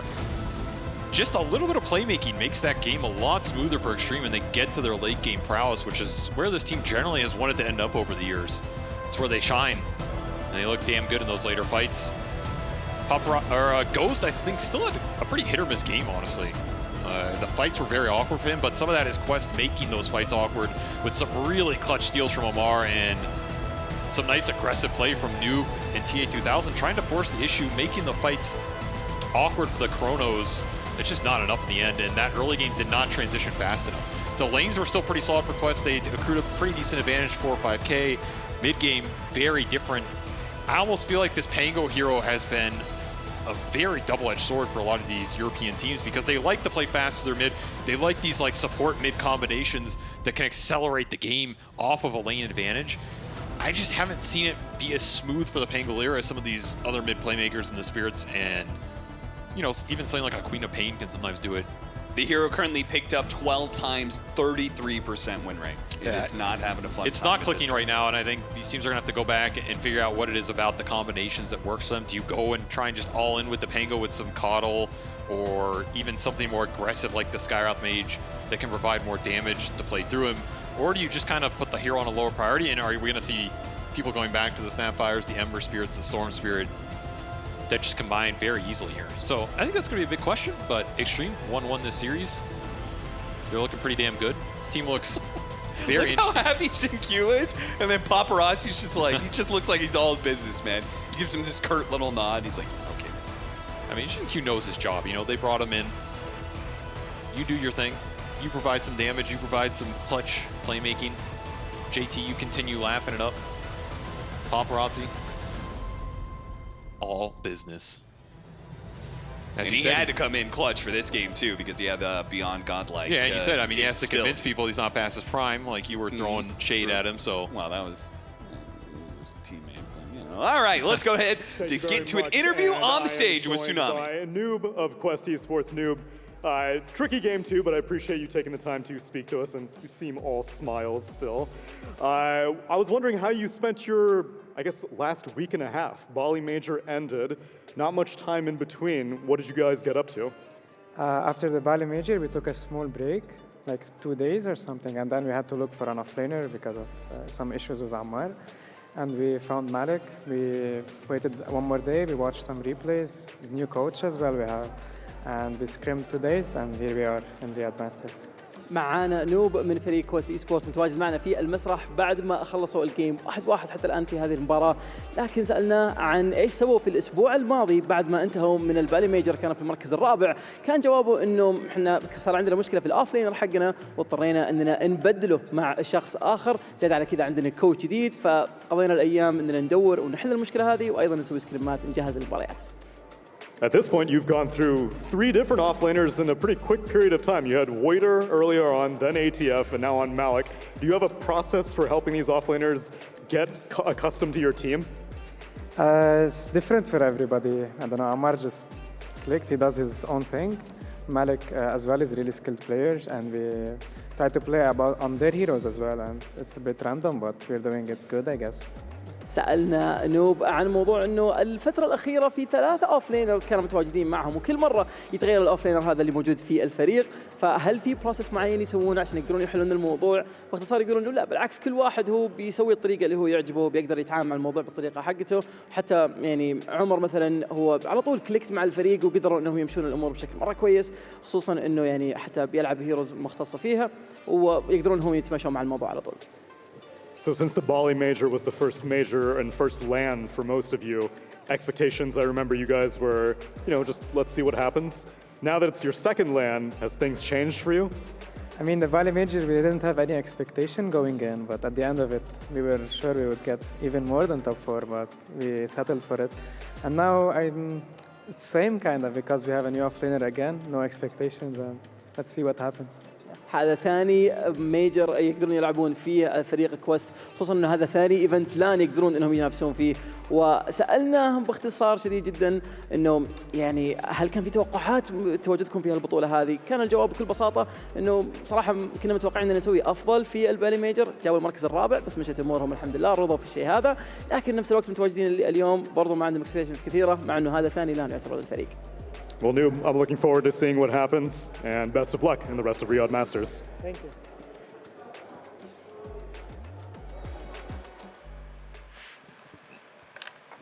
Thank you very much. It's always good to hear from Noob, even though this second game did not end the way that they wanted it to on the side of Quest Esports. It still was a good showing. It was a very back and forth brawl that we just witnessed. I'm joined by Purge, Effie, and Faith Piano. We're going to break the game down. Effie, this was basically, once the laning stage was over, it was one team ahead, other team ahead, one team ahead, other team ahead. Yeah, the team fights became a matter of execution, and in the end XG out-executed, but what I want to highlight in this game is the pick-off ability from XG is what kept them in this game, because similar to game 1, Quest came out of the laning stages swinging. They won all of their lanes with the exception of the mid lane, but because of this vortex into Mystic Flare with the natural order aura, they were able to find kills around the map even when they were giving away void deaths, or some heroes were dying scattered around. With these three heroes playing in conjunction, they were getting key pickoffs on Darkseer, they were finding what they could, and they kept themselves into the game for long enough for them to be able to find advantageous fights. Yeah, it really made a big difference because it felt to me like Quest was running away with the game in the early part. The first clip that we saw there where they tried to kill the Darkseer, that didn't work out. Noob got a bunch of kills, but it really was like Noob getting killed 2 or 3 times by the Skystorm combo that got him a lot of gold advantage. And then eventually JT was able to actually get a lot of impact from his hero. He was landing a lot of hooks this last fight, which allowed them to start fights in good ways. Yeah, Faith, be honest, is this the way you thought the game was gonna go once you saw the draft? Is this how you thought this game was gonna play itself out? At the early stage, Quest did have a huge lead. I think that we can see on the draft. But afterward, we actually don't know JT is so good that we come back with JT's hook in the mid, and so JT got so many initiation with his hook that makes the team fight really, really good. Yeah, a lot of fights were started by JT's hook, and we have for our STC play also chosen actually the very hook that Faith Bian is talking about, the hook that started the comeback for Xtreme Gaming. Yes, Quest was doing well early game, but when JT is on fire, he's on fire. So here he goes. This was, I mean, there were a lot of great hooks. This was, I mean, it's on the edge of the hitbox part. Yeah, that was hard to get. There's a whole creep wave there too. Yeah, blocking. So hard. That was awesome. It was awesome. I mean, it was fun. Okay, I'm not gonna lie. It was also fun seeing Omar's hook. I feel like, you know, a game like this, we will credit Xtreme a lot. They had indeed high execution, and they did end up winning, but it was very close. And Omar also had a really good game, partially due to the hooks, Effie. Yeah, I mean, honestly, this game felt like a game of saves, right? Because in these super hectic team fights, it was like, oh, a Depth Shroud is coming out. Wait, you thought you killed them? No, you didn't. No, you then didn't. Boom, JT's got his hook into his dismember. But then, oh, wait, you got to surge away. But then, wait, Rubik steals hook and starts hooking his allies and saving them. So much was going on in terms of, can we actually kill the targets we're going on? Because if we can't, the other team's going to win this fight. It was fun to see a team fight with 3 Chronospheres thrown into the mix. That's always entertaining. It really confused everybody. It's like, wait, which Chrono was that we just saw? And I was like, oh wait, I think that was the third one. Because it looked like, oh, Rubik made the amazing play. And then, oh, this fight's gonna swing. And then there was the third Chrono to counter the Chrono. It was good. It was quite a bit messy, but I do think Podge kind of thrives on those messy fights. And that is why our Quidja MVP is JT. I mean, we have to give JT the MVP of this game, Faith, beyond his Pudge. We're going to probably see it a lot more, right? Yeah, he definitely a good Pudge player, and they like pick Pudge a lot. Yeah. Yeah, he was just he delivered, right? Because we talked about how vital it was that Pudge doesn't lose his lane to Slark, and he didn't necessarily win it, but he didn't come out with a net worth disadvantage, and he was able to hold his own. He farmed up his items, he did hit that Aghanim's blade mail timing eventually, and he found impact in the fights when it looked bad for XG at certain stages. Just having like the Pudge Axe-Rot too against like Slark Depth Shroud is really good too. It like limits the regen that Slark is getting while he's invis. The Blade Mail offsets the damage. Like his itemization was great, and he just hit so many good hooks. He did. Yeah, that's a great point actually. We saw him fighting into the Depth Shroud quite often, and it looked pretty close. Like, yeah, sometimes we saw them lose the Depth Shroud battles, but they also won them too. I have to shout out Paparazzi on the Storm though. He played a perfect game. He only died 4 times. He was able to find so many pickoffs on the Darkseer early on. He baited this really good team fight bottom too. When it looked like he spent all of his mana, he baited out all of these spells, but then Void goes in Chronos, he presses his BKB, and they somehow win the fight on XG. Yeah, overall, Execration, wow, wrong team there. Xtreme Gaming. They end the series with a 1-1. They're able to find themselves with a tie. And with this game also, I think maybe game 1 was, I don't know, felt like a little bit of a hiccup for them, but this game definitely looking very solid. And we now have a couple more heroes added to the list to be worried about when you're playing against Xtreme Gaming, because maybe Quest rather would have banned out JT's Pudge rather than his Legion or his Beastmaster, which we saw them ban out in the final stages of that game. But it's a 1-1. That's how this series will go, because it's 2-game series only. So this deciding 3rd game, you're gonna have to wait for that for another time when these 2 teams might face. There's been 4 games going on at the same time, and all of them have finished. And we can take a look at what the results were of all the games that have happened. There were quite a few series, actually 2 series that were done pretty fast. We had EG have a pretty fast 2-0 against 9 Pandas, and also PSG LGD 2-0'd OG, also pretty rapid. Then Gaming Gladiators and Team Spirit, they took a while and they ended up tying, and obviously we also took a while with our series, Purge, also a tie. Out of these results, is there anyone in particular that stands out? I guess to me, the only one that's like really surprising, I guess, is that 9 Pandas didn't get at least 1 game. They had a lot of really good months previously, but in the last like month or 2, they just look a little bit weaker, which is unfortunate for them, because they were looking like a top 4 team before that. They were indeed. We're gonna find out, of course, if that is this was maybe, you know, just a little bit of a warm-up series. Some teams do need that. There's 2 series rather per team today, so they'll have another series later on. While all these games are going on, a lot of them, 3 of them, are being played at the hotel, where we have our live reporter Jenkins on site.